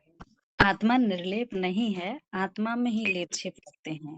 क्योंकि जब आत्मा मतलब शरीर, जैसे बाबा ने भी बोला था कि आत्मा जब जाती है तो अपना पूरा बैंक बैलेंस लेकर के जाती है, जिसके लिए हमने श्लोक भी पढ़ा था 15 का 9 कि जब आत्मा जाती है तो मन बुद्धि और संस्कार तीनों को साथ में लेकर के जाती है, यानी आत्मा में ही लेप छेप लगते हैं। तो उसके अनुसार उसको जन्म मिलता है। जैसे अच्छी अगर उसके संस्कार हैं तो उसको अच्छा जन्म मिलेगा, और उसके संस्कार गलत हैं तो उसको, लेकिन वो आत्मा में ही लेप छेप लगते हैं, ना कि शरीर में। और जैसे हम इसके लिए और भी बता सकते हैं कि जैसे आत्मा ही हमारा मतलब आत्मा में ही लेप छेप लगेंगे तो हमारी आत्मा तम प्रधान बन जाती है, तो फिर शरीर हमारे रोगी बन जाते हैं। तो इसलिए जो आपने पहले प्रश्न पूछा था कि जैसे आत्मा पर हमको कॉन्ट्रेस्टेंट मतलब आत्मा पर हमें ध्यान देना है, आत्मा पर ही केंद्रित करना है। आत्मा नहीं बनेगी मतलब नहीं बनेगी तो ही हमारा शरीर अच्छे सुधरेंगे, कि जिसके लिए उदाहरण बताए थे कि जैसे बीज का सुधार होगा तो हमारा शरीर रूपी वृक्ष भी अच्छा होगा, जिसके लिए बात बताई थी ना कि जैसे सीजन में हम गेहूं बोते हैं कुछ भी बोते हैं तो हम बाजार से बीज बीज लाते हैं, तो उस बीज को परिष्कृत किया जाता है, यानी उसको सुधारा जाता है, तब वृक्ष हमारा अच्छा होता है। यानी उसमें ही आत्मा में ही लेप छेप लगते हैं। तब आत्मा अगर जैसे हम आत्मा रूपी बीज हमारा अच्छा हो जाएगा तो शरीर रूपी वृक्ष भी अपने आप अच्छा हो जाएगा। ठीक है माता जी। हाँ, क्या बता रहे माता जी? हेलो दीदी, मैं दीदी 8114 बताइए माता जी, क्या हाँ बता जी रहे हैं? दीदी, आत्मा तब निर्लेप कही जाती है जब संग मुक्त हो, आत्म स्थिति में स्थित हो जाए, देह में रहते देह के प्रभाव से मुक्त हो जाए, आत्म भाव में आ जाए, जिसके लिए शिव बाबा कहते हैं तुम बच्चे परम धाम को इस सृष्टि पर उतार लेंगे। जब देह के संग में आती है तो सतरजतम 3 गुणों को भोगती है और लेप शेप लगता है, जो 2 के 62 में है, संजात संजायते कामा कामात क्रोधो अभिजायते। ठीक है।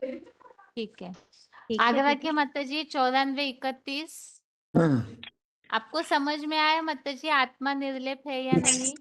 बहन जी निर्लेप तो है, लेकिन शरीर तो शरीर से बहुत ही है, तो उस आत्मा संस्कार ले अच्छा जाती है माता जी, दूसरी 1 जगह। Minute 1 minute 1 minute. अगर कोई व्यक्ति समझे मर गया है, हाँ हाँ शरीर उसका पड़ा हुआ है, उसको अगर कोई डंडे मारे कुछ भी चुभाए उसको असर होगा?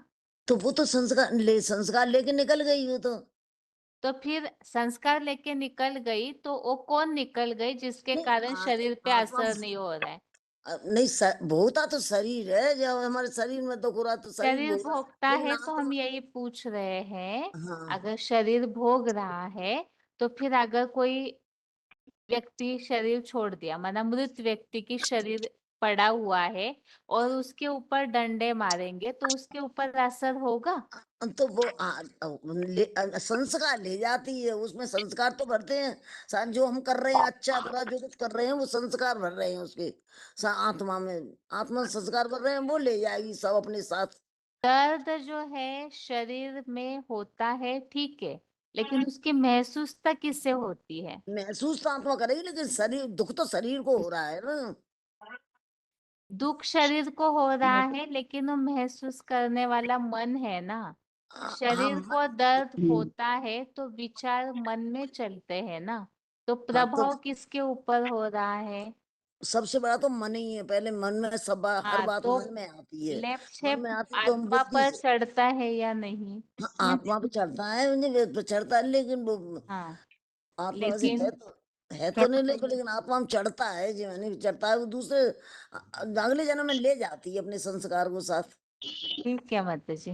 दीदी थोड़ा सा ये बताएंगे, जैसे आत्मा जैसे करते जैसे हम लोग बोलते हैं ना कि हम लोग पहले फर्स्ट चैप्टर में हम लोग स्टडी किए हैं ना कि अगर मरा हुआ शरीर यहाँ पर बैठे हुए, लेकिन कुछ देर पहले तो रेस्पॉन्ड कर रहे थे, लेकिन उसका आत्मा जब बाहर निकल जाते तो पूरा शरीर पड़ा रहते। तो शरीर को अब जितना भी आप बातें करेंगे उसको बार बार करके उसको मतलब दौड़ेंगे बातें, लेकिन वो तो रिस्पॉन्ड नहीं करेंगे, तो क्योंकि उसे उसमें आत्मा ही तो नहीं है, जो जिसको हम लोग प्राणवायु कहते हैं, जीव कहते हैं, वो तो नहीं है। तो इसलिए मन ही भोगते हैं एक ये बता सकते हैं दीदी, जैसे शरीर छोड़ के आत्मा चली जाती है तो शरीर मतलब कहते हैं मिट्टी है।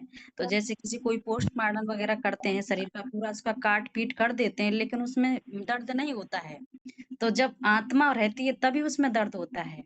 तो ये मतलब माता जी इसको बताने के लिए थोड़ा सा ये ठीक है, अभी प्रश्न छोटे फोन वालों के लिए है। जो भी छोटे फोन से अनम्यूट है, अभी रोल नंबर तो समझ में नहीं आएगा। प्रश्न ये है कि पाप किसे कहा जाता हेलो है, दीदी, इस मैं प्रसंग में कौन सा श्लोक बताया जाएगा? पाप किसे कहा जाता है, इस प्रसंग में कौन सा श्लोक बताएंगे? केवल श्लोक बताने के लिए प्रश्न है ये। 14390 बताइए माता जी, पाप किसे कहा जाता है? 23288 बताइए माता जी, पाप किसे कहा जाता है, श्लोक बताइए। जी 3 का 37 दीदी, कामेशु क्रोधेशु एव रजोगुण समुद्भव महाशनि महापापम विधि एनम यह वैरिनम। और जो इसका आश्रय स्थान है वो 10 इंद्रिय और मन, इंद्रियाणि मनोबुद्धि अस्य अधिष्ठान मुच्यते इते विमोहितम ए ज्ञान अवृतम देहिनम। भी 10 इंद्रिय और मन इसका आश्रय स्थान है। और ठीक है कामेशु माता जी, रुकिए क्रोधेशु रुकिए आगे के लिए। हाँ, अभी अगला प्रश्न है एक 23214 और एक उड़ीसा के और एक माता जी 25376, ये दोनों का अनम्यूट था फोन। माता जी आप दोनों ये बात बताइए कि आत्मा अपने साथ संस्कारों को ले जाती है, इसके लिए कौन सा श्लोक बताएंगे? आत्मा अपने साथ संस्कारों को लेकर जाती है। जितने भी उड़ीसा की माताओं का फोन अनम्यूट है, कोई भी बताइए। आप बताइए मैं माता जी। बताऊं दीदी, मैं बताइए। बताऊं 15 का 8 दीदी, ये वाला शरीर एक अपनोति यच्चापि उत्क्रामन्ति ईश्वर गृहीतानि शयान्ति बाहिर्गन्धा इव आशयात्, ये वाला। ठीक है, अभी अगला प्रश्न है 14390 माता जी, फिर से आपके लिए प्रश्न है। आत्मा और शरीर का क्या कनेक्शन है, किस श्लोक से स्पष्ट करेंगे आत्मा और शरीर का कनेक्शन? मुझे श्लोक मैंने नहीं लर्न किए, मैं बाहर गई हुई थी एक्चुअली। अच्छा ठीक है माता जी, ठीक है। अगला प्रश्न है माता जी, कलकत्ता के माता जी, आप बताइए आत्मा और शरीर का क्या कनेक्शन है? आत्मा और शरीर का क्या कनेक्शन है? इसके लिए श्लोक श्लोक इसके लिए श्लोक। अच्छा, आत्मा और शरीर। ठीक है, आत्मा भोगती है, इस बात के लिए श्लोक बताइए कि आत्मा जो है भोगती है, शरीर के द्वारा, इंद्रियों के द्वारा आत्मा भोगती है। एक अध्याय का 15 क्या ना, एक अध्याय का 15। हाँ बताइए बताइए, बनारस की माता है। केरा का बीज है, जो आत्मा अपना एक प्रकृति जो है अपने प्रकृति रूपी देह रूपी शरीर से इंद्रियों को साधन बनाकर के सुख दुख को भोगती है। तेरा के आकार कारण प्रकृति उच्चते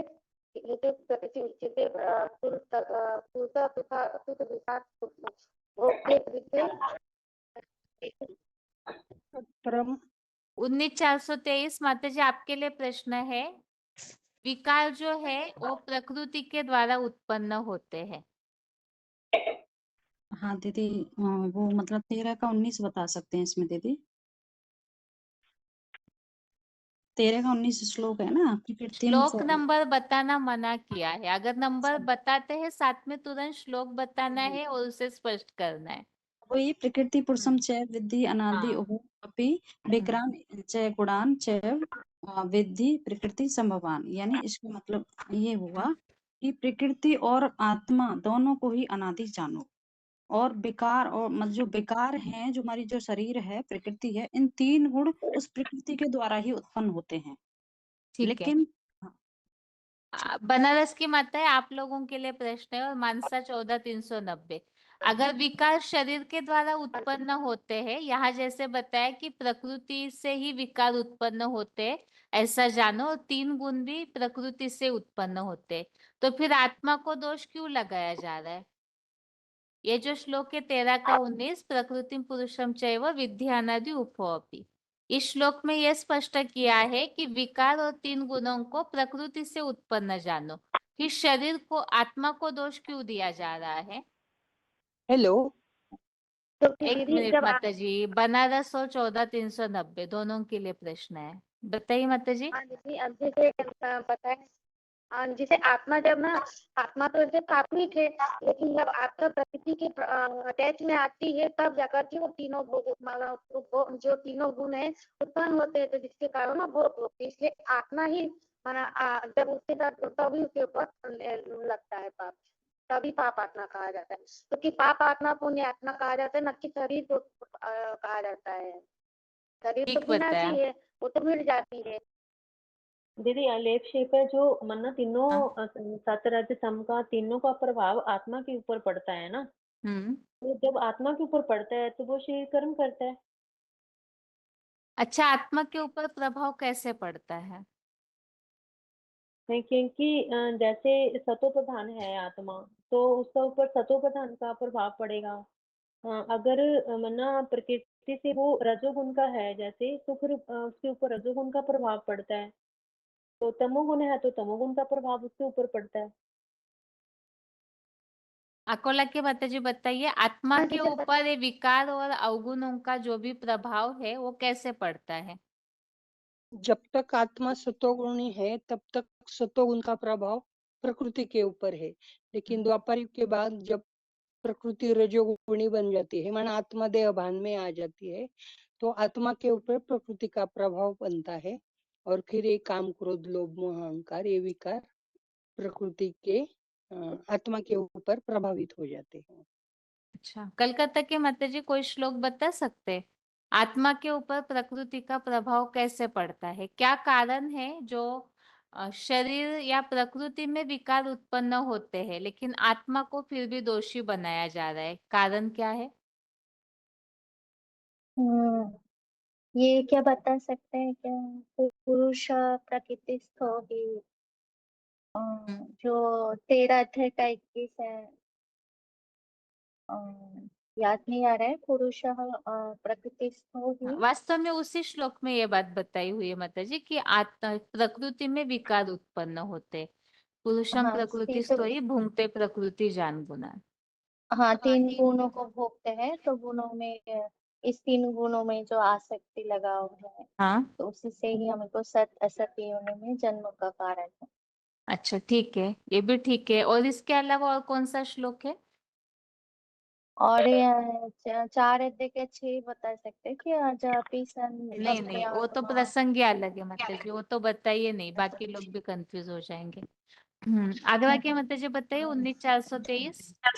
हाँ दीदी, जैसे आत्मा अलग से है तो सात्विक रूप में, जैसे ही वो प्रकृति के अटैच में आती है, यानी शरीर के अटैच में आती है, तो अब बिना आत्मा के तो शरीर वो तो जड़वत है, वो तो कुछ कर ही नहीं सकता। जैसे ही आत्मा शरीर में घुसती है तो वो मतलब वो कार्य करने लगती है, जैसे आँख कान जीभ त्वचा के द्वारा वो कार्य करने लगती है। तो मन मतलब आत्मा फिर उसका आधार लेकर ये जो इंस्ट्रूमेंट हैं इसके, तो उनका सेवन करती है, विषय भोगों का सेवन करती है, तो आत्मा पे ही वो फंस जाती है। ठीक है आत्मा का वजह दीदी। शरीर काम करता है। बताइए अहमदाबाद के माता जी।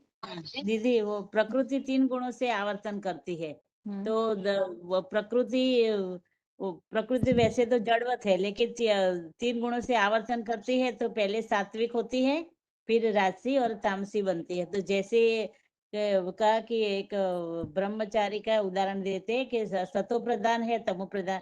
तो जैसे कि जैसा संग शरीर को जैसा संग लगता होता है, वैसा ही रंग लगता है। तो जैसे आत्मा सतो प्रधान होती है, तो शरीर भी शरीर के ऊपर प्रभाव पड़ता है।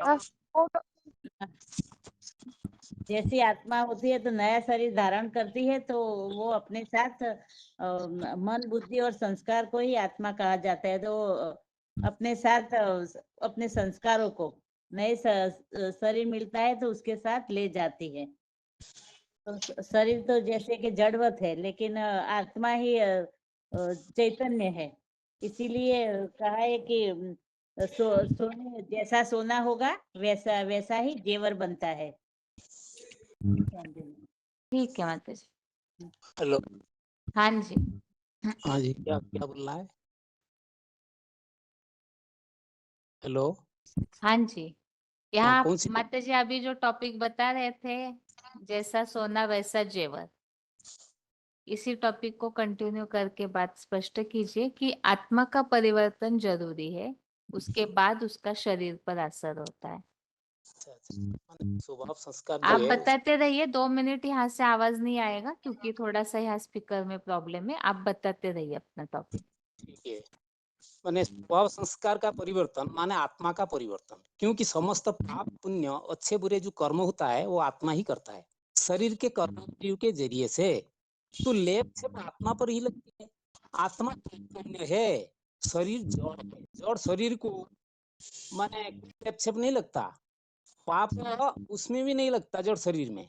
ये जो आत्मा का जो स्वभाव संस्कार है, ये अनादि ड्रामा के अनुसार चलती है, यही से कोई बता नहीं सकता। इसलिए बाबा ने बताया था ना, हर अणु अणु में अपना गुण धर्म समाया हुआ है, जो संपूर्ण प्राकृतिक भी है और नैसर्गिक भी है।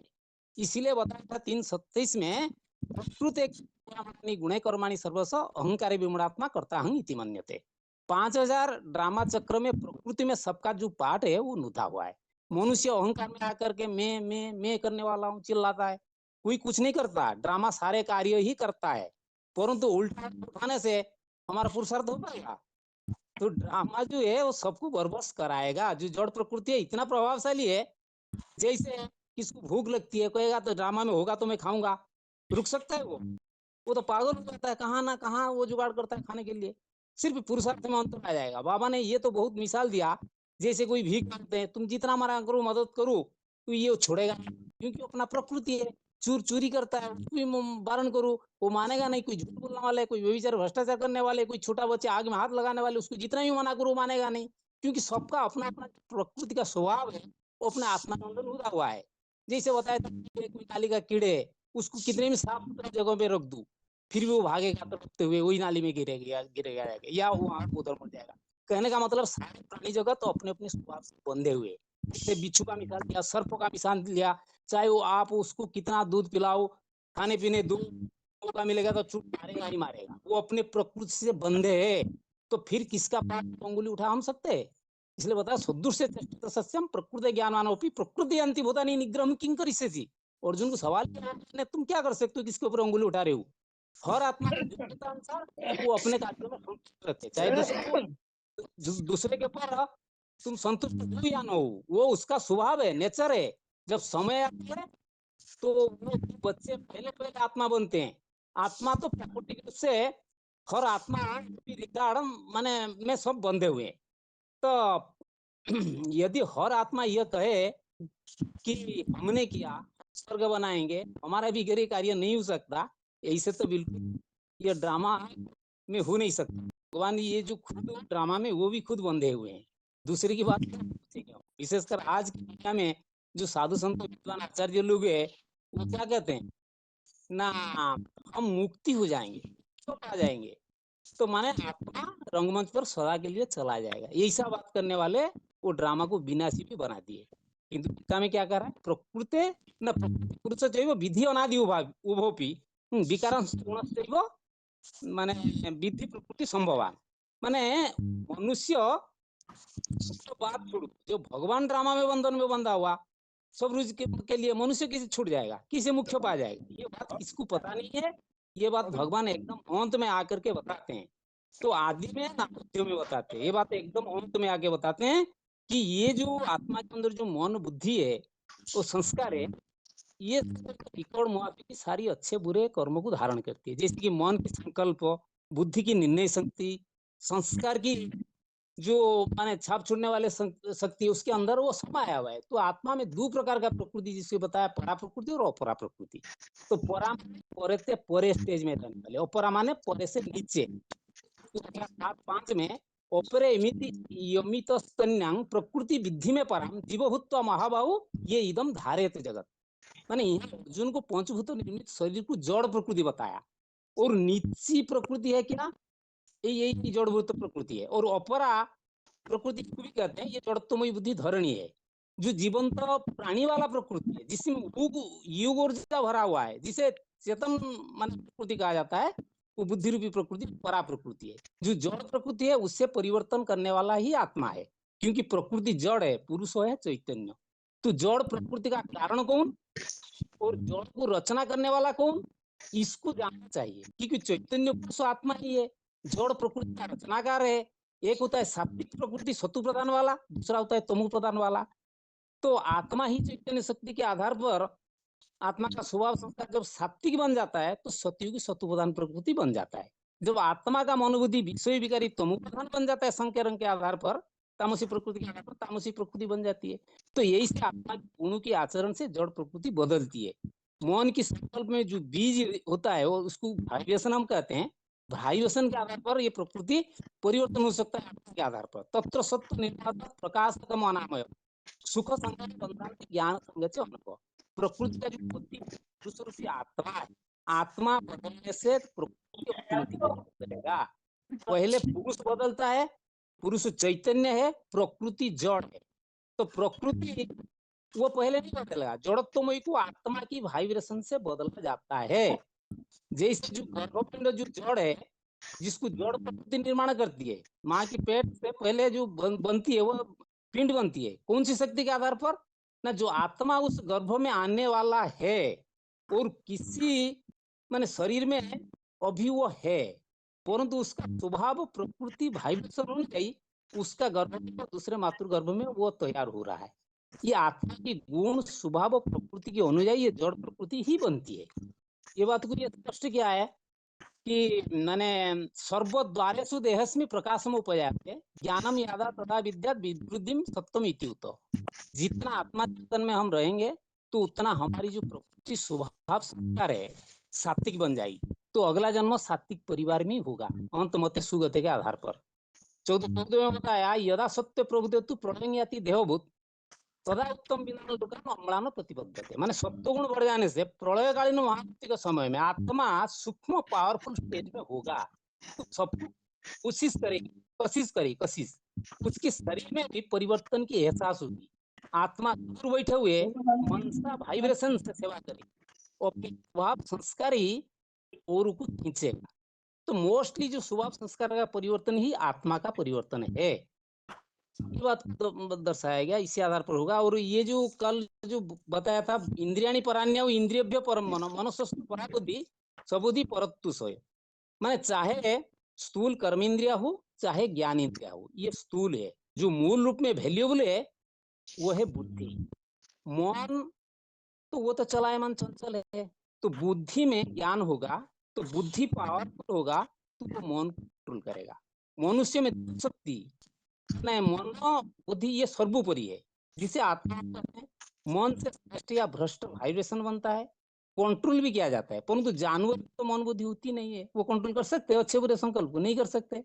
मनुष्य में 9-10 इंद्रिया स्पष्ट देखने में आता है, परंतु 11 इंद्रिया मन है वो तो देखने में नहीं आता है। तो वो अनुभव करते हैं, चाहे कोई कितना प्रभावी बलशाली इंद्रिया क्यों ना हो, मन उसमें साथ ना दे, कोई भी कार्य होता है, अच्छा बुरे चोरी चकारी आज की दुनिया में संसार में कोई कहे कि मेरा मन नहीं था, काम ऑटोमेटिकली हो गया, कभी संभव है? नहीं हो सकता है। तो मतलब कोई भी कार्य करते हैं तो मन उसको साथ देता है। जैसे रास्ते में कोई जा रहा है तो आने जाने वाले लोगों के ऊपर उनका नजर नहीं है, जिसका दिमाग जहाँ लगा हुआ वहीं जाता है। तो मन की जो वाइब्रेशन से सारी दुनिया चेंज कर सकते हैं। और अभी मन इसका इतना प्रैक्टिटाइज नहीं हुआ है कि एकाग्र हम कहें, कारण दुनिया में इतने प्राणी है, सबका जो मन है वो जासी इंद्रिया से ही कनेक्टेड है। तो मन का माने प्रबलता होती है, मन को इंद्रियों का कंट्रोल करने से ही शक्ति मनुष्य में आता है। वाइब्रेशन से जो जास्ती सुख देने वाले है और सारे संसार को कंट्रोल कर सकते हैं। तो जिसमें जितनी तीक्ष्ण बुद्धि होगी और बुद्धि जितना शक्ति की होगा, तो वो क्या करेगा ना, पूरा कंट्रोल कर सकता है मन को। जैसे बाबा ने मिसाल दिया नेहरू का, विवेकानंद का। तो विवेकानंद इस सभा में इतने तादाद में लोग बैठे थे, उनको कोई एक हिम्मत करके एक लड़का पूछा, आप कैसे इनको इतना मोहित कर देते हो? वो बोले थोड़ी देर रुक। फिर बाद में वो भागे, दूसरे जगह खड़े हो गए तो सारा प्रॉब्लम उनके पीछे चले गए। कहने का मतलब फिर आगे दोबारा वही मंच पर बैठ के बोला यही होता है कारण। नेहरू जी के पीछे कितने भी ग्लानी करे, लेकिन सामने जो आ जाता है तो उनका वाइब्रेशन का प्रभाव इतना पड़ता था कि सब वो चुप हो जाते। तो अंत समय में हमारा मन बुद्धि आत्मा जब इतना कंट्रोल हो जाएगा, प्रैक्टिस हो जाएगा, हो जाएगी अपनी स्थिति में, तो हमारा पावरफुल इतना बढ़ जाएगा कि साइलेंस पावर से साइलेंस पावर मोर माने पावरफुल बन जाएगा। तो सारी दुनिया को हम कंट्रोल कर पाएंगे। इसलिए सात्विक बुद्धि होना बेहद जरूरी है। ये वाइब्रेशन शक्ति है, तो इसी के आधार पर सारे दुनिया को कंट्रोल कर सकते हैं। अभी तो इतना ज्ञान की वाचा से, कर्मेंद्रिय से, भागदौड़ से सेवा हो रहा है, फिर भी कुछ नहीं हो रहा है, प्रभाव दिखने में नहीं आ रहा है। अंत में जब हमारा मन बुद्धि रूपी आत्मा में हम स्थिरियम बन जाएंगे, तो इसी से ही मन की रंगत से माने नई दुनिया क्या बोलते हैं उसको? ठीक है। हेलो।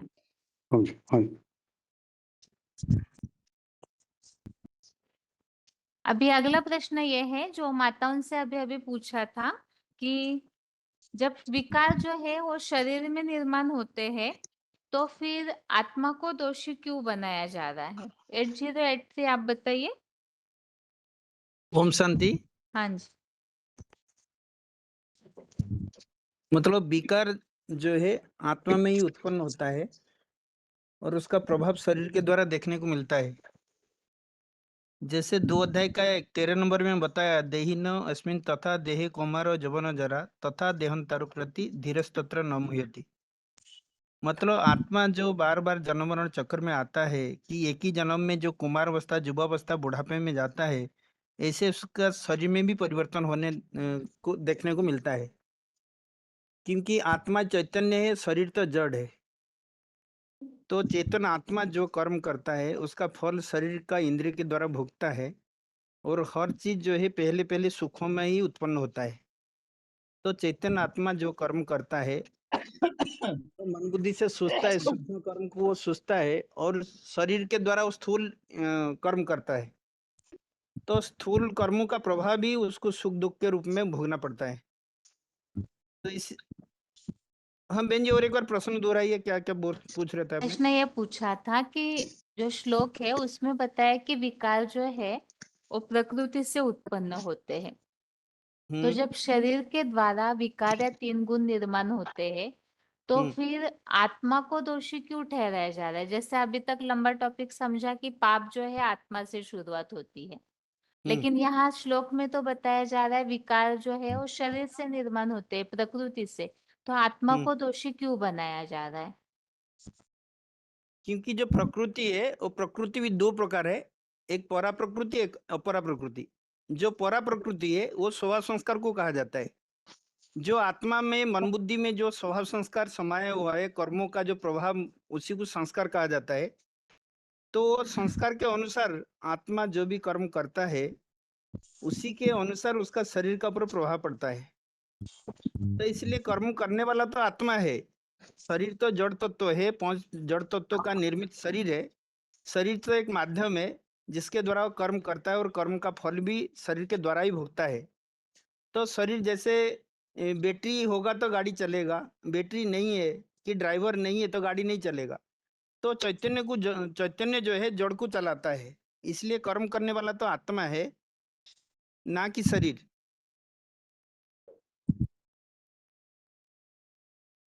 हाँ, सपना के भाई बताइए। इसका उत्तर ये हो सकता है कि जैसे ये सही है कि विकार या 3 गुण हैं वो प्रकृति से उत्पन्न होते हैं, 3 गुण इसमें बताया है। लेकिन आत्मा जब प्रकृति के संग में आती है तो संग का रंग लगता है आत्मा को, माना प्रकृति से प्रभावित हो जाती है आत्मा, इसलिए वो प्रकृति के विकार के कारण आत्मा में भी विकार आ जाते हैं। देह भान जिसको कहते हैं, प्रकृति के संग में आने से, देह भान आने से हो जाता है। लेकिन अगर आत्मा प्रकृति से डिटैच रहे तो आत्मा विकारी नहीं बनेगी, भले प्रकृति की अवस्था में परिवर्तन होगा सतरजतम, लेकिन आत्मा स्थिर रहेगी। लेकिन चूंकि आत्मा प्रकृति के संग में आके उससे प्रभावित होती है, उसके संग का रंग लगता है, तो संग के रंग में आके अपने स्वरूप को भूल जाती है। इस कारण से जो है प्रकृति के जो 3 गुण हैं उससे आत्मा भी प्रभावित हो जाती है और आत्मा में वो विकार आ जाते हैं और आत्मा इसलिए दुखी जाती है। दोष तो चैतन्यता तो आत्मा में ही होती है, प्रकृति शरीर में तो, प्रकृति में तो चैतन्यता होती नहीं, जड़ता होती है। उनमें 3 गुण जो आते हैं उससे अटैच हो जाती है आत्मा, तो आत्मा में भी वो जड़ता आ जाती है, तो आत्मा में भी वो फिर विकार आ जाते हैं संग के रंग के कारण, प्रभावित होने के कारण। ओम शांति। ओम शांति जी। ओम हाँ शांति। जी, बताइए कोचिन बताइए। हाँ, आत्मा ये प्रकृति जो है वो 3 गुण सत्वरज स्तंभ में होते हैं, लेकिन प्रकृति का गुण तो वो जड़त्वमयी है। वो जब तक उसको आत्मा का चैतन्यता नहीं मिलता है तो वो प्रभावित नहीं होता है। तो आत्मा जो है वो प्रभावित है। आत्मा में जो 84 जन्मों का जो गुण है वो आत्मा हमेशा अपने साथ मन बुद्धि अहंकार के साथ आगे ले जाते हैं। तो वो सिर्फ भगवान के संग के रंग से ही बदल सकता है। बाकी कोई चीज जो पंच तत्व से है वो उनको बदला नहीं कर सकता है, सिर्फ भगवान के संग के रंग से ही बदल सकते हैं। वो अच्छे के साथ संग रंग करते हैं तो अच्छे तरह सत्व गुण में आ जाते हैं, और बुरे संस्कार में आ जाते हैं, बुरे के साथ संग का रंग करते हैं तो बुरे संस्कार आगे ले जाता है। तो आत्मा जो है वो संग के रंग से जब प्रभावित हो जाते हैं तो प्रकृति भी उसी तरीके से उसको सपोर्ट करते हैं, क्योंकि आत्मा है भोगने वाला, प्रकृति है उसके एक यंत्र, एक मशीन है। तो आत्मा जैसे आत्मा में जो संस्कार भरा हुआ है प्रकृति भी उसके अकॉर्डिंगली उनके साथ में निभाते हैं। इसमें प्रकृति का कोई दोष नहीं है। प्रकृति जो है वो अपने कार्य आत्मा के लिए कर रहे हैं, लेकिन प्रकृति का अपना गुण जो ओरिजिनलिटी है वो सत्र स्तंभ में रहते हैं, एक दूसरे के ऊपर प्रभावित होते रहते हैं। वो आत्मा के संग जो है वो प्रकृति को भी आगे बढ़ाते हैं, जैसे राजा है और प्रजा है। तो प्रकृति अपने आप तो कुछ करते नहीं है, प्रकृति अपने आप जड़त्वमयी है। आत्मा जो है वो उसके कारण ही आत्मा का भोगने का जो प्रवणता है उसी को आगे प्रकृति में वो शरीर से आगे कराते हैं। उसके जो शरीर जो है वो आत्मा के मन बुद्धि के हिसाब से आगे उसके कर्म करते हैं तो आत्मा भोगते हैं। तो भोगने वाला मेनली आत्मा है। तो शरीर इसमें तो एक यंत्र है, वो जैसे उसको आज्ञा मिला वैसे उसने कर दिया, उसके ऊपर उसके कोई असर उसको पड़ते नहीं है। तो आत्मा भोगी है तो आत्मा ही पाप करते हैं, आत्मा ही पुण्य करते हैं, तभी तो पाप आत्मा और पुण्य आत्मा कहते हैं। तो आत्मा को कर्म करने का जो साधन है वो इंद्रिया है। तो इंद्रिया के द्वारा आत्मा अपना कर्म करते हैं, उसके जो फल है वो आत्मा ही भोगते हैं। तो हाँ जी, बताइए हैदराबाद। ओम शांति जी। हाँ जी। पहले ये सोचना है कि मन में संकल्प कैसे उठते हैं, उसका कारण क्या है, संकल्प उठने का कारण क्या है। बाबा ने बताया इंद्रियाणा नयनम प्रधान, जो आंखें हैं बहुत धोखा देने वाले हैं। सो जो कुछ भी देखते हैं तो जो चीज को देखते हैं उसको चाहना चाहते हैं, या अच्छे या बुरे संकल्प उठता है, ये अच्छा है ये अच्छा नहीं है। सो संकल्प उठता है, संकल्प बीज हो जाता है। इसका मतलब है मन रूपी क्षेत्र में संकल्प रूपी बीज बोने से, या बुरे संकल्प हो या अच्छे संकल्प, सकारात्मक हो या नकारात्मक हो, तो उससे वृक्ष पैदा हो जाता है।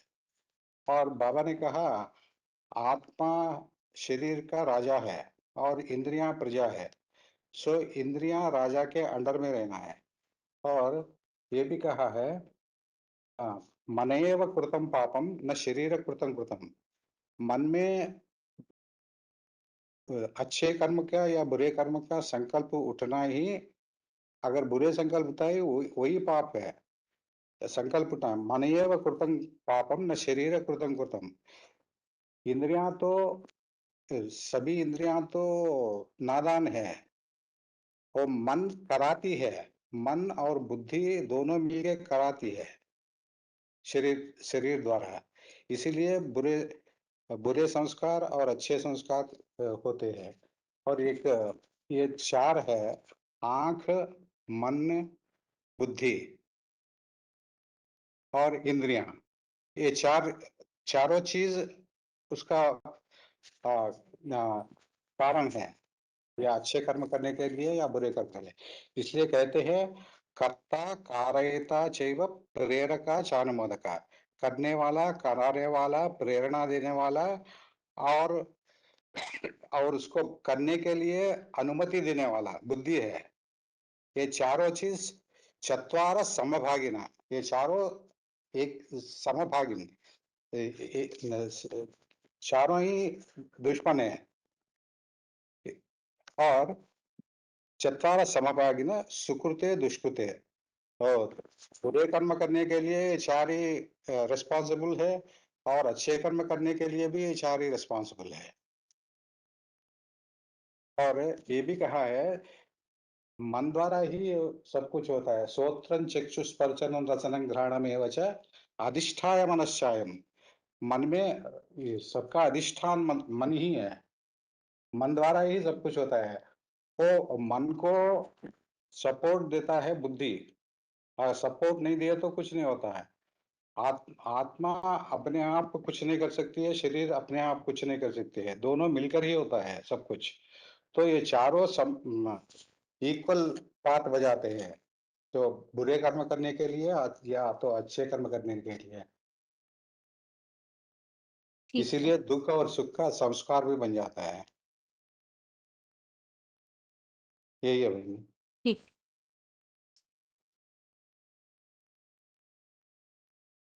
अभी वैसे आज हाथ काफी उठे हुए थे, तो जिनका इस बार अनम्यूट नहीं हो पाया है इसी टॉपिक के लिए, क्योंकि मूल टॉपिक तो यहाँ पतित पावनी गंगा नहीं है तो शंकर के सिर पर विराजमान क्यों है।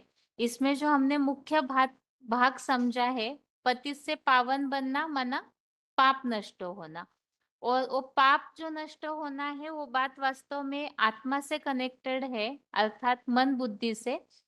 और शरीर भी कनेक्शन में है, लेकिन मूल तो पाप करने वाली आत्मा है।